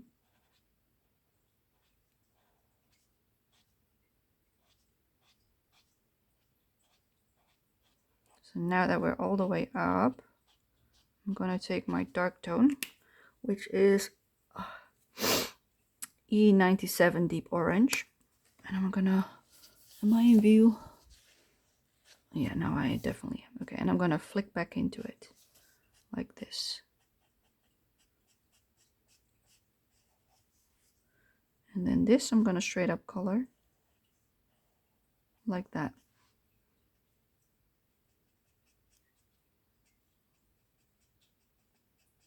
let's lower it a little bit and go back in with the yellow red 12. Smooth it out. And that's how you do it, people. That's how you make blends on a page. And you could have also done that with this side of the wall, like make it darker on the top. So if you want to do that now, you can go back in. So you just go over it like this, make it wet again, like all the way up till there. And then you take your darkest tone and you flick back into it, basically like this. And it becomes a lot darker, which is a lot nicer in my opinion. And that's it. That's how you blend, basically. That's how easy blending is. But now we got a lovely warm wall on this side. So now we have the left side here left. So that one, I'm going to use this one and a darker tone. So we're going to switch because we have the yellow ones we've done. So now I want a darker tone with it. So I picked that one. So I'm also going to pick this one, the yellow R27. So we're now having these two tones, the E97 and the yellow red 27 Tuscan orange. Let me take a sip of my tea.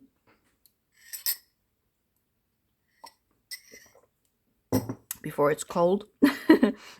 So we're going to start with the E97 deep orange, and we're going to use the darker tone on the left. So we do it like the reverse of this, so from light to dark basically, but it's also dark behind this chair, so we only have a little bit of light here and everything else will be dark.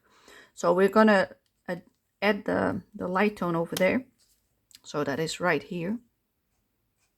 Just place it, color it in.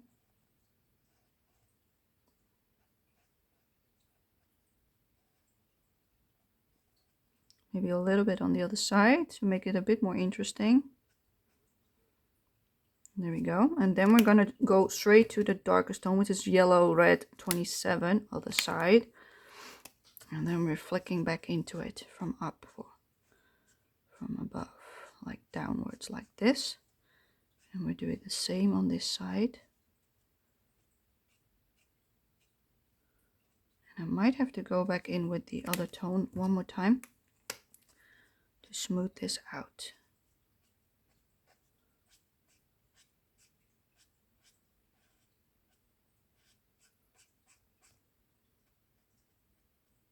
There we go. Nice and dark compared to that one. And now I'm gonna fill the rest up with the yellow R27, the Tuscan orange. Just fill the rest up. This doesn't need any blends.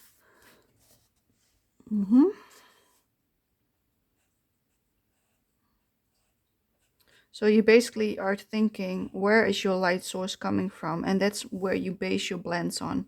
You always want the light tone next to the, like, in this case, the fireplace. That is our light source. I'm thinking that it's like nighttime or something, you know? So, and that's everything for the wall, I think. Because I think this is something else. I'm not sure what it is. Maybe the butt of the snail. I'll be right back, 1 second. All right, and I'm back. We're gonna do the shelf, what's it called? Not a library, a bookshelf. We're gonna do the bookshelf and the fireplace, and the bottom of his chair has some like knobs, like wooden knobs, as you can see. So we're gonna do those as well. So we're gonna start with the bookshelf on the left. And then we're going to switch to the fireplace. And I want it like a warm brown. So we're going to use this darkest one. And not this one for the, like, no, we're not going to use this one for the bookshelf. Because the bookshelf is like next to that one. So we're going to use the darkest one. And we're going to use the E21, I guess. Because that is light enough. So we use the, that is not the darkest tone.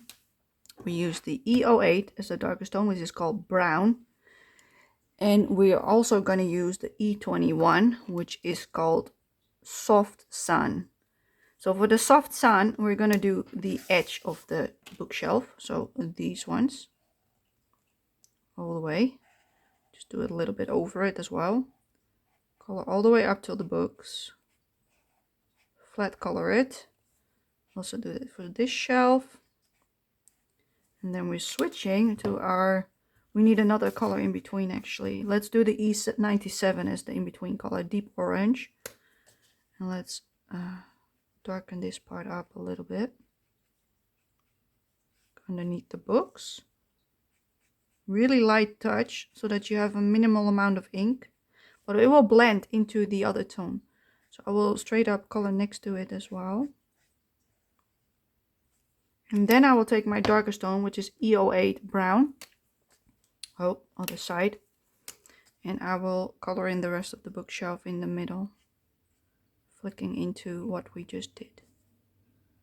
But it's a lot darker, and that's exactly what I was going for. So don't freak out that it looks a bit funky. We want a dark shadow. And that is why we picked such a dark color for this. I'm gonna color that part. Okay, I think that's it. And I think the shelf is still quite light by itself. So I might add a different tone as well. Like this one, the yellow red 27, the Tuscan orange. We're gonna add on the shelves because it's still not dark enough in my opinion. So I still want it a little bit darker next to the books. There we go. So now we have that done. We're gonna switch to the fireplace on the right. This one. And for this one, we're gonna start with the fire. So we're gonna use our yellow 15, which is cadmium yellow. And we're gonna straight up color the outside of the fire, not the inside. We're gonna leave that white. Just only gonna color this part. Just flat out color it. And then I want a flick here, and a flick there, and a flick here, and a flick there, and there. That's all we do with the yellow. Then we go to the yellow red 12. I'm going to flick into it, top down, like that, all the way up to there. There we go. And then we're going to take our yellow again, and we're going to make a little bit of yellow on here. And we're taking the yellow red 12 again and flicking into it like this. So that is everything with the light tones. So now I'm gonna go for darker tones. So I'm gonna take the yellow red 27 and the E08, which is brown. So these two colors. And we're first gonna take the yellow red 27 and we're gonna flat out color this part, flicking up and flicking down. So it's the same color, but we do flicking most in the middle, so that is lighter in the middle and darker underneath. Same for this side. Flick, flick, flick, flick. And then we need the yellow again. I'm just gonna flat out color behind it, like really nice and wet and juicy. That's it, how we do it. And then we take the darkest tone, E08, and we're gonna do the in between those beams. I'm gonna do this part completely dark.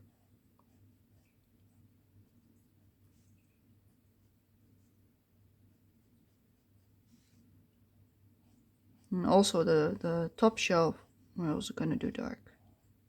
So this one we're also gonna make it dark.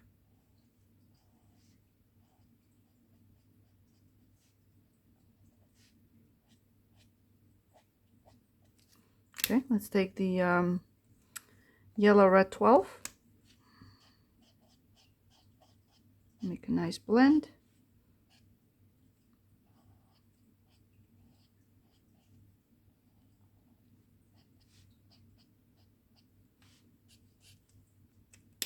And a little bit on the side as well, because that one should be dark as well. There we go. Now I'm gonna make it darker where I think it's necessary with the darkest tone, and then I'll take the E97 to blend it into the other tones again. And that's it for the fireplace, people. Nice and warm tones, nicely blended. Oy, oy, oy. Okay. So now I want to do that one, the sideboard thing of the floor. Is that a sideboard? Is that how you call it?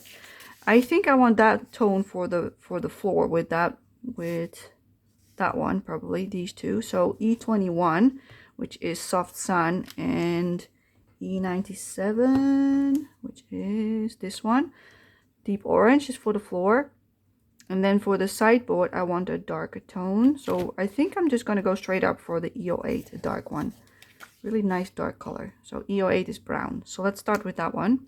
So we're going to just color it flat out with this one all the way.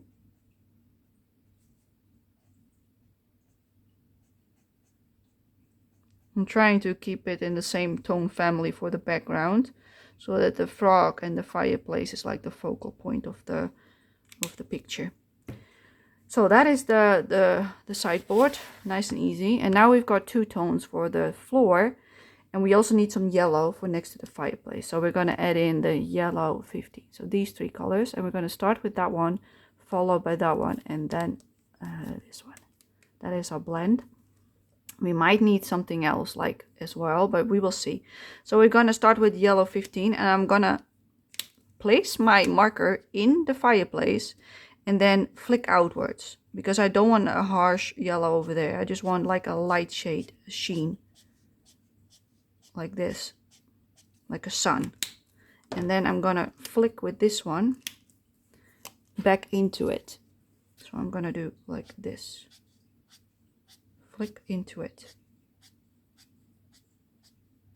And then I can flat color the rest of this part.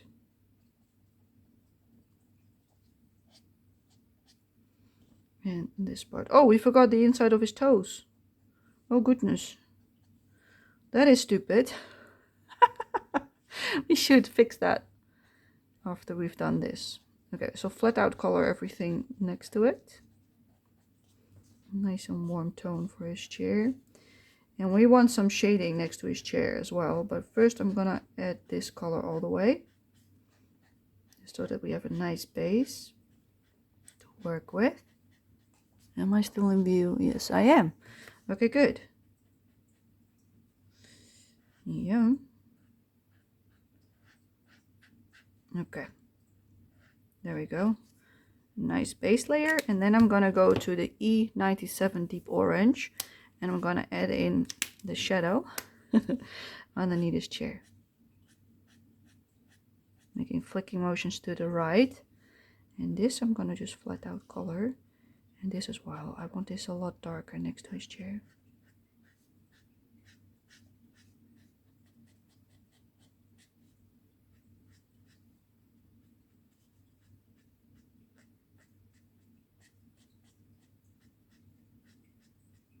Something like this, maybe I wanted all this darker tone. Yeah, that looks better. Okay, good. Maybe a little bit here, and then back with the E21, just a tiny smidge. Alrighty, that is the floor done as well. So it's all family of each other now. Okay, let's see. I want the carpet also a warmer tone. So not an orangey tone. I think I'm gonna go for this tone, the R85, which is this one, I think. R85 is rose red. We're gonna do that for the carpet for this one. But we have multiple parts, so we got like 1, 2, 3, 4 things of it. So what I think is I will go from dark to light and then dark again. So I think we're also gonna take the R37. Where is it? Probably already here. This one, the one that we did for the background. So we got that one, and I want a light tone. So we're going to take the RV10, which is pale pink. So now we've got three colors: RV10, R85, and R37. Those are the colors we're going to use. And I want the outside dark and the inside dark, but let's start with the outside. So I'm gonna open up this marker and I'm gonna flat out color the outer edge.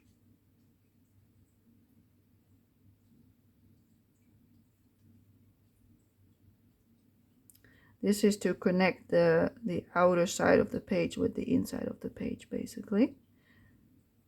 Otherwise it's not connected anymore.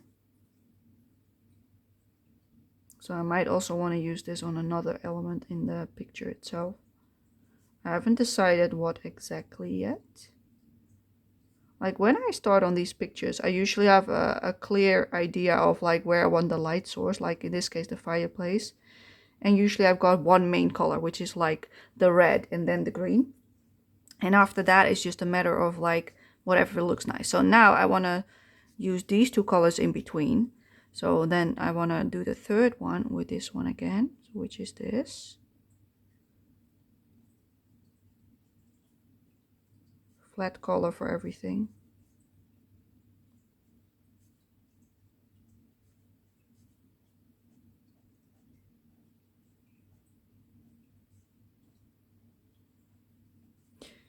So let's see, 1, 2, and then the middle can also be this color. Yes, perfect. Perfectly drawn, RJ. Thank you. Okay, now we're gonna go to the rose red R85, and we're gonna color the one next to it.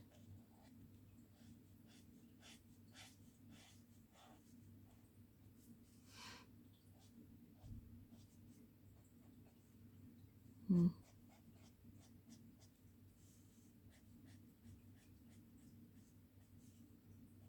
the same with this one again.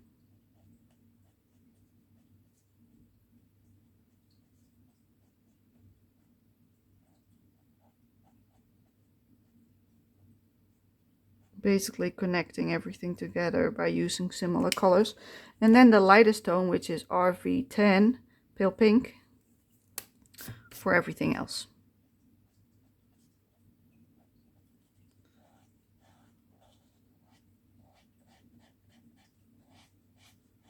So it becomes nice and pink.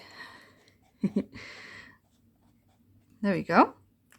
Let's finish his toes off because it's annoying me. So we're gonna go to the yellow green 03, which is this one, yellow green, and we're just gonna color those inside of his toes because I can't stand it. Is this also a toe? No, that's the background. Okay, the background was E21, so let's fill that in as well. Okay, there we go. Now it is done. Alrighty, so we've got the chair, the little chair.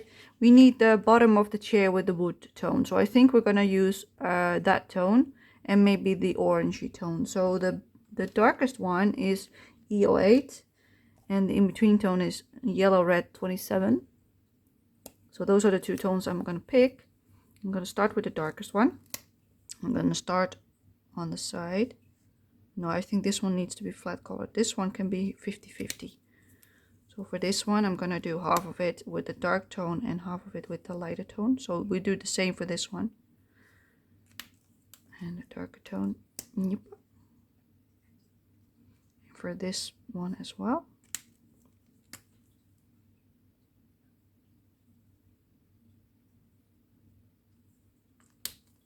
A little bit of shading on this.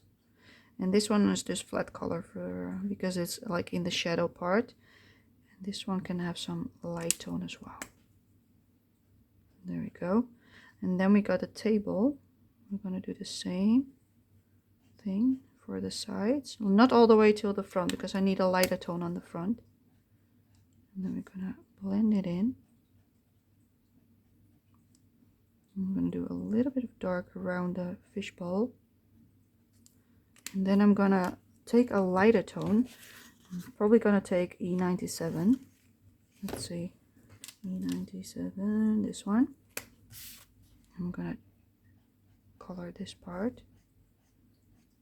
And then I'm gonna take the yellow 15 again.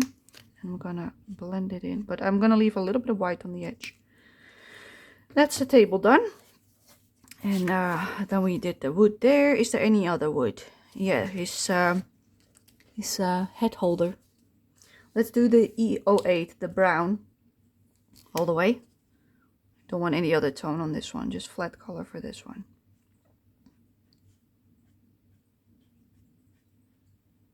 Alrighty, there we go. Okay, for outside, I haven't picked a color actually, so what should I do? Because I didn't pick a dark tone for the outside, maybe a black. Let's add in a black. Where is my black? Look at the other side. It should be somewhere here. I can't find it. I'm going for a neutral 10 instead. Oh, it's like a really dark gray. Let's flip it. Like, let's test it on there. Yeah, really dark. That's good enough. That's black enough for me. So that is neutral 10. You can also take a warm 10, like a warm gray. Doesn't really matter that much. But I'm gonna color the entire inside of the window.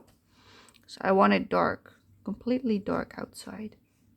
Yeah, I don't have my black by hand. It's somewhere up where I can't reach it. So this one I could reach. So we're doing it with this one. But I would have preferred black, straight up black. Just so that you know. This is black enough.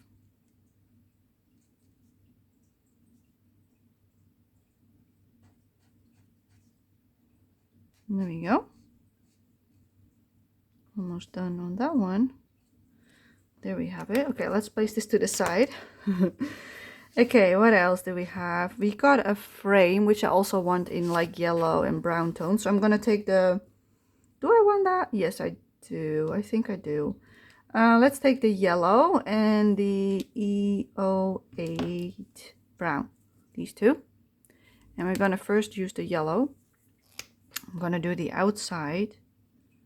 Do I want this one or that one? I think I want this one yellow, these inner parts. And then everything else I want the dark brown. I think. Do I? Yeah, maybe not the darkest one. Maybe a lighter one. Let's see. Maybe that one. Yellow R27. I changed my mind. Yeah, so the Tuscan orange instead. For the rest of this part of the frame. Because I do want some contrast with the background. But I don't want it too dark.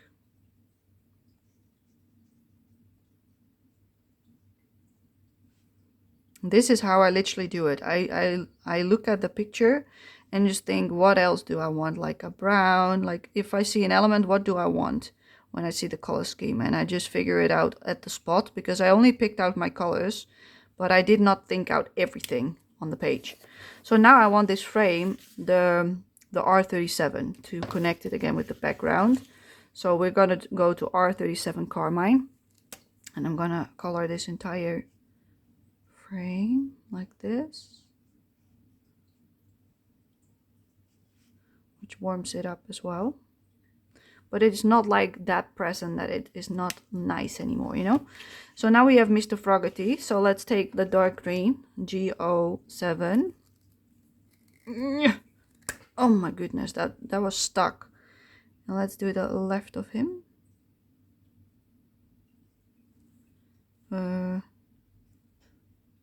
Maybe his hands a little bit. I don't know, it's a bit weird. And then take the YG25, which is the middle green tone that I've got on my palette. And just color a little bit. That's it, what that we can probably do on that one. And then we need the color for his outfit, but I also want him to have the same color on the outfit.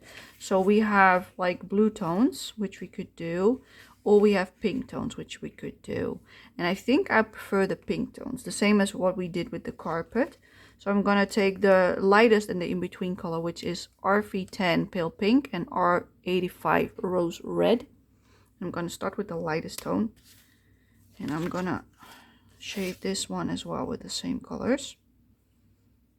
Also his head, yes. Let's keep it consistent. He's gonna get a royal pink suit on this one. Just plain flat color for this. Not too much. And then for his outfit, I'm gonna do his jacket, I think, with this tone. Let me think. Let me have a little think, because he has a pants, he has a shirt underneath, his jacket, and a sleeping hat. And a chair. That all needs color. So if I do his chair really dark, it will look a bit stupid. So it doesn't, I don't want it too dark. So that tone is like the darkest I want to go, like the red tone. Then I've got the pink for his like shirt or his head, or the blue, because that looks really nice as well next to the red.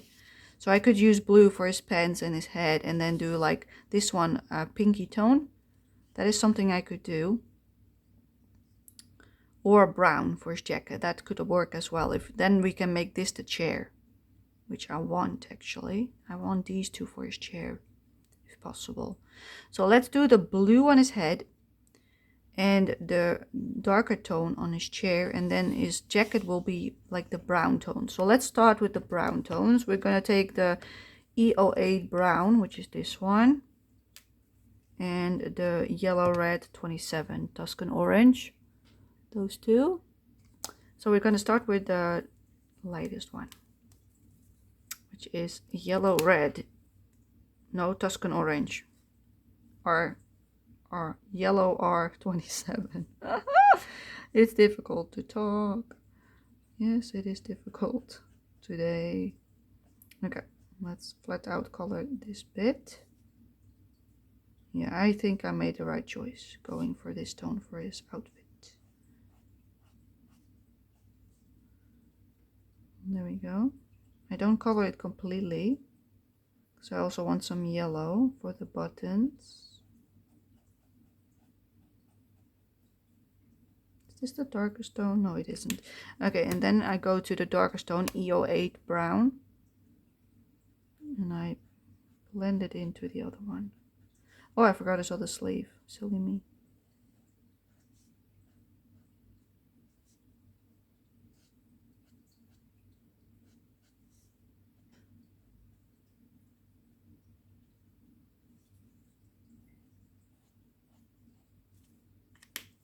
Okay, let's switch back to the yellow red 27 for the rest of his sleeve.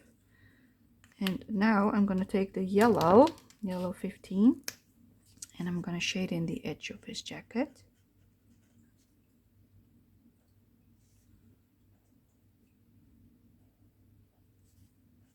And the rest of what I didn't color as well. Okay, he has a pipe, which I also want with these warm tones. So let's stay in the same color family. I'm sorry. Yellow red 27.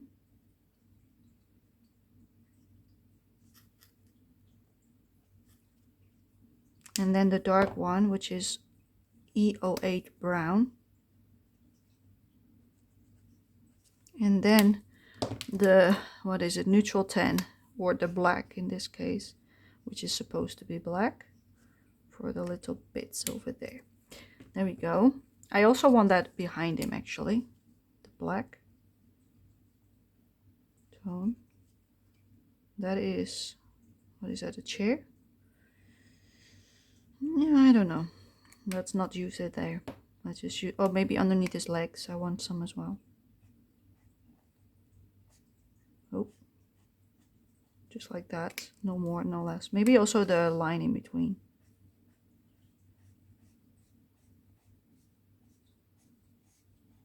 Like this, and also on the other one. Okay, let's go for the red tone for the chair, but I also need the yellow for the flower, for the fire. Okay, we're gonna use the R37, so that's this one on the background, and I want a little bit of a lighter tone, so the R85, the rose red. So these three tones, a yellow, the red, and the pink. So we're gonna start with the yellow on the right. So I'm gonna shade it like this, and shade it here, here, here, and here. And the same with his stool, because I want the same colors on his stool. Like this, yes. Okay, let's take the lighter pink, other side, and let's blend into it, like this. And let's also do that here. Don't wait too long to blend it into each other.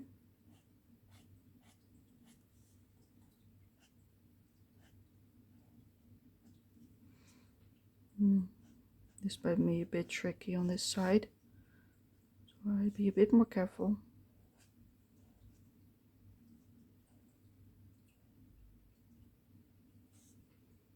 Yeah, I think this is a good choice for a chair. Nice and warm tone, without it being too dark. I think this might also be a good curtain color. Or a green curtain could work as well.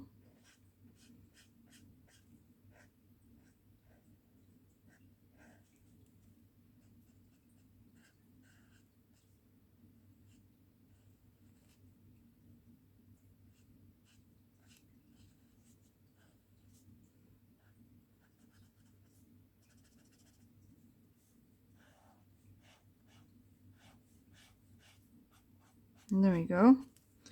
And then we go to the red, which is R37 carmine. I'm gonna blend it into this tone like this.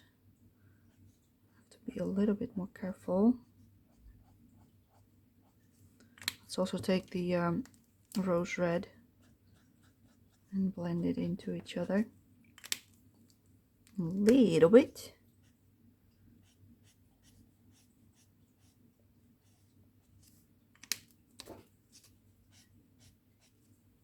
There we go. A little bit underneath his legs. Let's go over the dark one. Oh.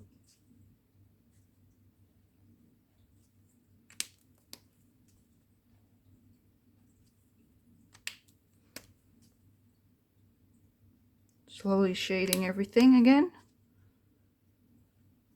Being really gentle because it's dangerous next to Mr. Fogherty. And then the next color next to it. Like that. And that's how we do it. Lovely, huh? Yeah, really pretty like this. I like it.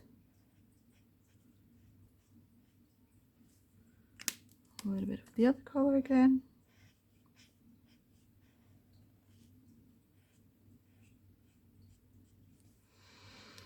Yeah, I like doing this. This is like the favorite part of coloring with alcohol markers, blending it into each other, making it nice and smooth. And that's not always the easiest to do. But it works really well on this Amazon paper, as you can see.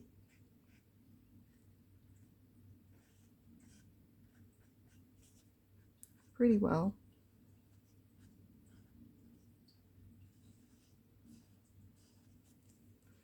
And there we have it, a nicely colored chair for Mr. Fogherty.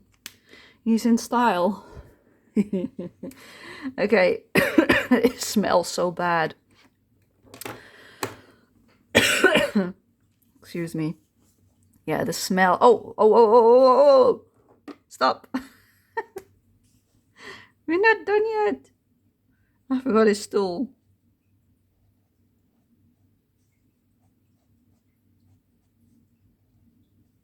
Silly me. And the rose red again. And there we have it. Now we are done with the chairs. Oh my goodness, I forgot it. Alrighty. His pants. I wanted pink and blue. So let's do the blue first. So let's take the B60 and the BV20, which is pale blue gray and dull lavender. And we're going to start with the lightest one, which is this one. I'm going to shade his head. Yeah, it's a nice color. Okay, good. Oh, we've got a little bit there. Oh my goodness. Yeah, I should shade that with the red tone. Yeah. Just plain back tone. Okay, there we go. We're going to BV20, which is the dull lavender. If I get the right point, that is.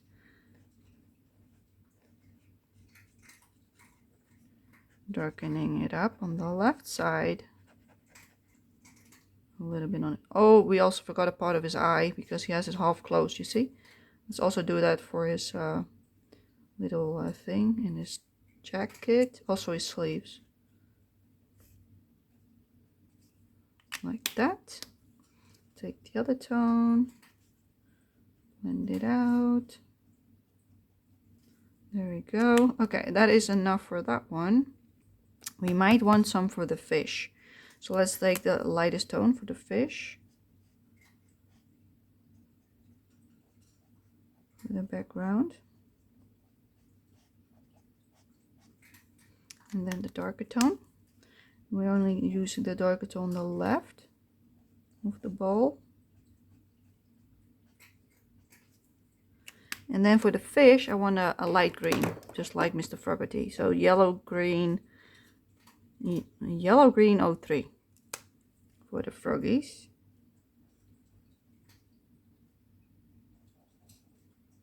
The little fish. Okay, and what else did I forget? His eye. Yes. I'll leave a part white, like that.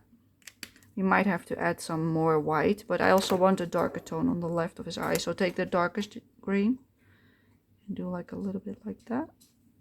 That's it. Yeah, that looks better. Good. Okay. We got his wine, so that needs to be red as well. Red 37, carmine. Yeah, he needs a wine as well. I'm not going to color anything else because otherwise it won't pop. And then I'm going to take a pink for his pen. So that one and that one.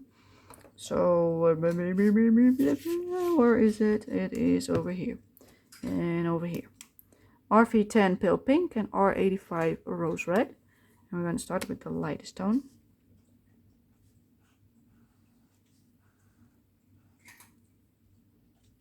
And then we want the darkest tone. And we shaded it.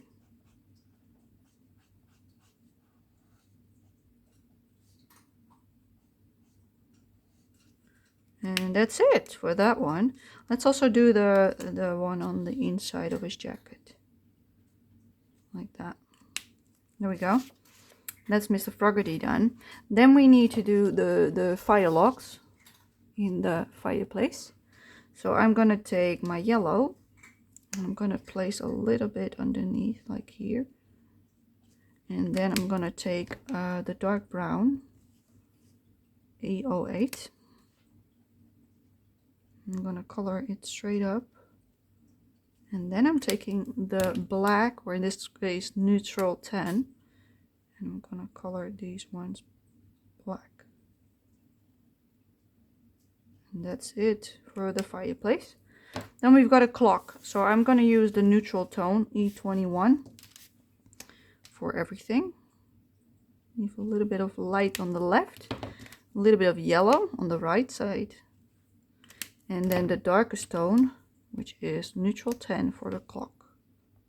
Think about these. Okay, I hope it doesn't bleed because it's wet.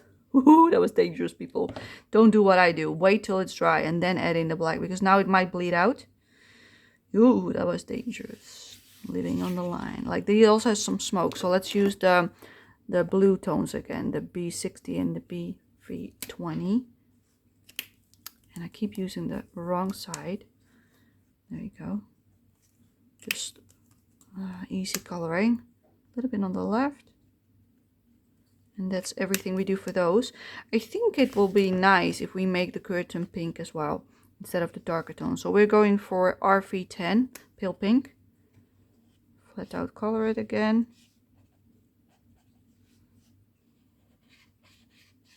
And then we take the darker tone, which is R85 rose red. No, I don't want it because that's too close to that one. I want this one, RV13 tender pink, which is a brighter pink. And I'm only going to do it in the creases of the curtain, like so. Otherwise it doesn't pop at all. We should also use this somewhere else later because of that reason. Alright, let's move my markers a little bit. Okay, we also got some wood over here. I'm sorry, I was out of frame. Got some wood over here. So I'm gonna take the brown E08. And I'm gonna color the bottom one in the left of the shelf. The window, I think I also want this color. So let's also color the window frame, which is all of this. And there's also a part above it, you see? So this one I'm also going to color the dark brown, the edges. And the little dots.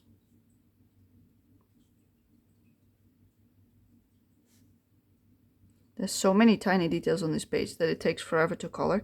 Let's also color the little ribbons on to hold the curtain in place. And then we need a lighter. So yellow R27, Tuscan orange. And we use that on the left side, like that. And then we're going to go to the yellow red 12, which is this lighter orangey tone. And we're gonna color it like this. That's that one done. And now we need to do the window frame, or the frame. So I'm gonna take the blue violet 20 dull lavender. I'm gonna color behind him.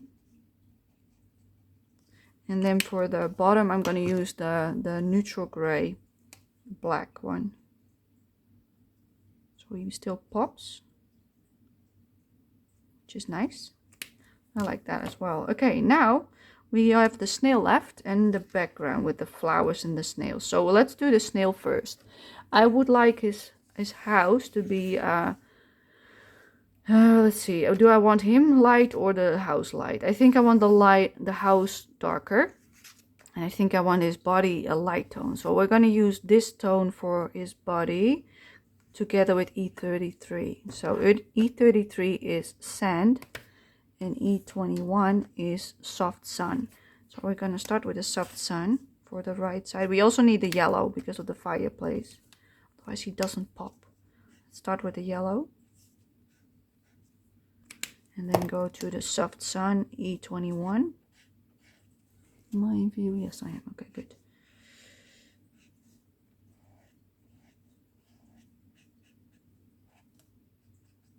And then we go to the darker tone, which is E33 sand. And we're gonna color the rest of him with this tone. So we're also gonna use this on these smaller snails on the side in a second. But first I want to color this one. So that is the tones for the skin. And now I want the house. So I'm going to take my YR27. I'm going to take the yellow red 12 and the yellow 15. These three. And we're going to start with the yellow. I'm going to switch them around because these are the brush markers. Because otherwise I keep switching them up. And I'm going to start on the right, so I'm going to make a yellow line, yellow line, yellow line, yellow line, and a yellow line. Yellow, red 12. We're going to color straight next to it. Like so.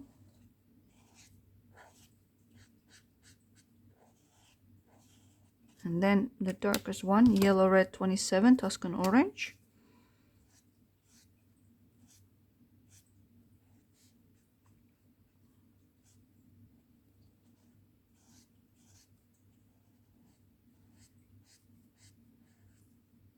And also on the left of the house. There we go. And then go back to the yellow red 12 to fix this up a little bit. But leave the white highlight there. Don't want to ruin that one. And that's it for the snail's house. So now he looks like more into the rest of the page. And now we're going to do the rest of the snails on the entire page. So there are two on top. Like right there. So we're gonna start with, we're not gonna use the yellow this time. We're only gonna use these two, E21 and E33 sand. I'm gonna start with the E21. And we're just gonna shade them. So from this time, we're going from the bottom light to the top, which is dark. So sand color now. For the top of their bodies. And that's that. Then we go to the ones on the side. There's one on the left and one on the right. So we start with E21. And then we go to the sand color, E33. And I did it the other way around, as you can tell. So let's do that as well with the other one. Because I messed up with this one. You see, I messed up. I did it the other way around, from dark to light. But it's okay. Let's keep it consistent at the very least. Okay, that's that snail done. And then there are two more on the bottom. There's one there and one somewhere here. So let's do these as well. Like light tone on the middle, on the inside, please. Thank you. Light tone and the dark tone. And these one also don't really matter if you're like neat or not, you know, because it's all background. It's not that important. Okay, then we're going to take the same colors as we did with the snail without the yellow. So the yellow we skip. We take the, what was it? Yellow, red, 27. There's not that one. Yellow, red, 27 is not that one either. Where the heck? Oh, there they are. Yellow, red, 27 and R12. And we're going to make the scales of, we're going to make the houses of the snails. So I'm going to start with the lightest one, which is YR12. Just flat out color everything. And then go back in with a darker tone. And I'm shading the whole left side. And like this. And that's all I do. Keep it simple. And we also do that for this snail. So everything with this color. You can leave a little light edge on the sides to make a little bit more appeal. But mostly you want to keep it simple like this. You see? The outside and a little bit on the inner clock. And that's it. So let's go back to this one. And let's do the same. Light tone first. And then the dark tone on the outside. And on the inner shell a little bit as well. And then we go to the next one. Let's do this one. This is why I like to do the same elements at the same time, so they're all the same looking. Roughly, give or take. And then we've got 2 more snails on top of here. And then we're done with the snails. Let's do them at the same time. The darker tone.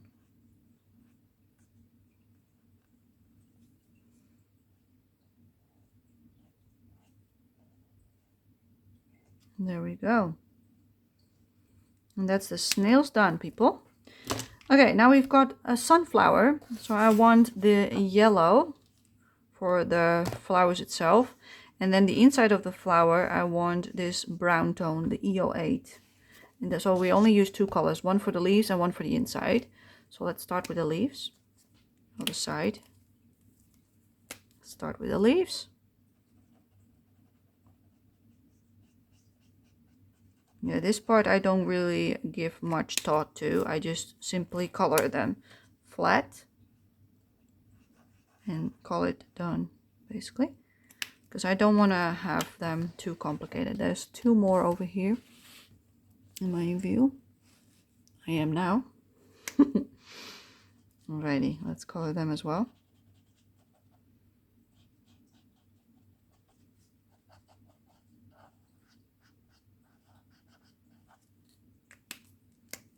I totally forgot to show you how to add warmth on the inside of the red, which I talked about in the beginning of this color along. But mainly what I meant by that is, like, if you want this, like around this to be warmer, you could use a yellow to make it a warmer tone because it will blend into each other.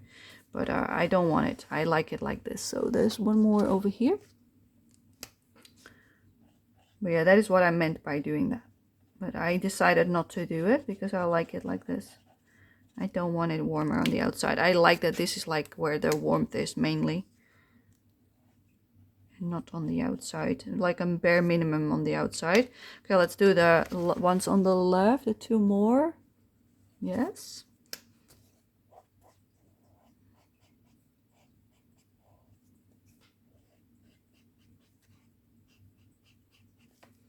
And then we got a few more flowers and a few bugs on the outside. And then we have the books and his top hat, I think. And then we're done. I think then we've done everything. So not much left to do. I like the result already. I'm really happy with it. So that's good. Okay, let's do his top hat first. Because I like it. I think I wanted the with the black tone. The neutral 10. That one. The neutral gray. So yeah, let's color it black. Completely black, like this. And then for the other side I want the dark brown, or no, the dark red, like the darkest one, the R39. Oh, stay. And I'm just gonna color the other side with the red tone. And then the ribbon I want with the yellow, just plain yellow, yellow 15, so it pops. There we go. Nice hat for Mr. Fogherty. that fits with his outfit. The books. I want red books, so I want the R37. I want the color of the curtain, R313. And I want a brown. Just a brown, a lighter brown, a yellow, orangey brown, this one. Yellow, red, 12. So these three are the colors for the books. And we're just gonna divide them throughout the page.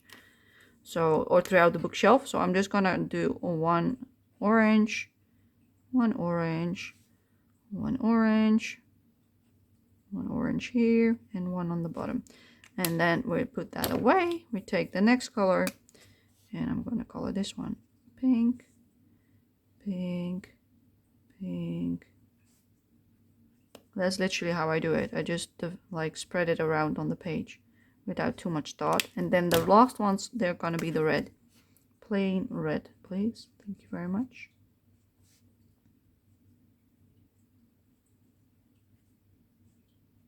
Oh, I forgot the side of that book with the pink. Let's go back. On the side of the book. There we go. And that is that. Then I want the E21, which is like that light soft sun for the inside of the book, for the pages. So it's not that stark white anymore. And then that is done too. Like now it doesn't like catch any more attention. Now the focus is still on Mr. Fogherty, but I think his chair might need a bit more of the darker red tone, which is the R39, like on the edges, because it's not dark enough. So I'm gonna darken up some parts with flat coloring to make it pop a little bit more. Because it's not popping like I want it to. Am I still in view? Yes, okay, good. So yeah, I'm adding in some depth on the chair. There you go. Let's also do that with this footstool. There we go. Yeah, that makes it stand out a little bit more because it was like fading into the background a little bit. All right, then we've got a few flowers and a few moths, and I think I want them all pink. I think. Yeah. Okay, let's take the pink. So I want the R310, the light, what is it, pale pink. And I want the dusty pink, which is rose red, R85. Those two I want. So we're gonna go in with the lightest tone, the pale pink. And we're gonna color the bugs and the flowers on the top. So we're gonna just flat out color them completely. I'm gonna go around those circles. Trying to at least. And then I'm gonna go to the darker, the rose pink or whatever it's called, rose red, and I'm gonna shade it like this, nice and simple.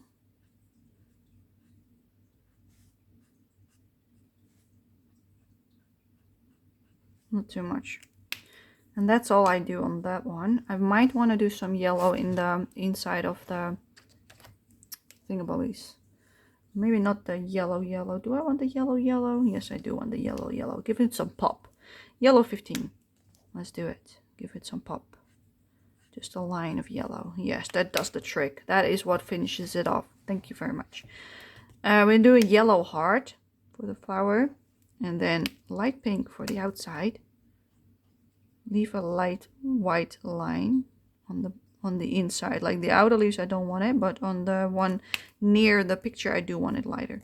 And then I take the rose red and I'll shade it like this.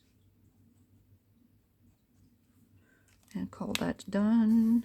And then we go to the bottom and we do the same with these ones. Okay, yellow on the inside of the flowers. And this one I want on the markings, yellow. And then the lightest pink for everything except for a few highlights. And the same on this one.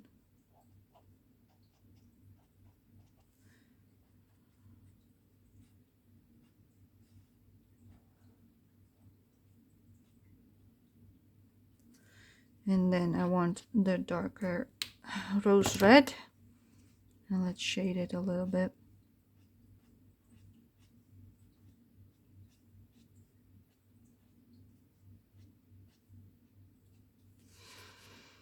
And that's how you do it, people.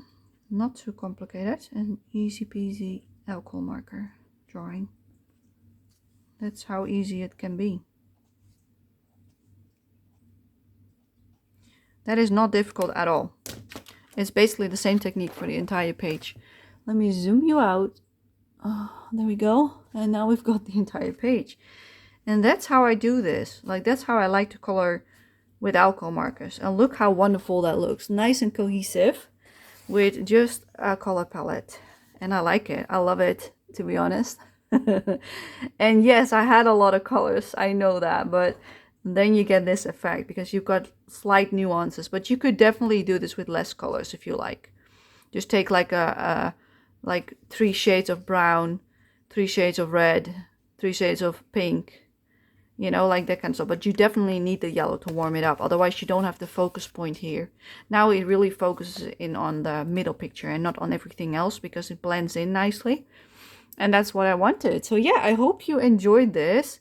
Let me know if you do. Like, there are still some warts on his cheek that I might want to add some yellow in. So let's do that. Forgot about those. Yeah, that looks better. Thank you. Now it is done. So yeah, I'm gonna say it one more time. Thank you for watching, and I hope to see you for my next color along. Bye bye.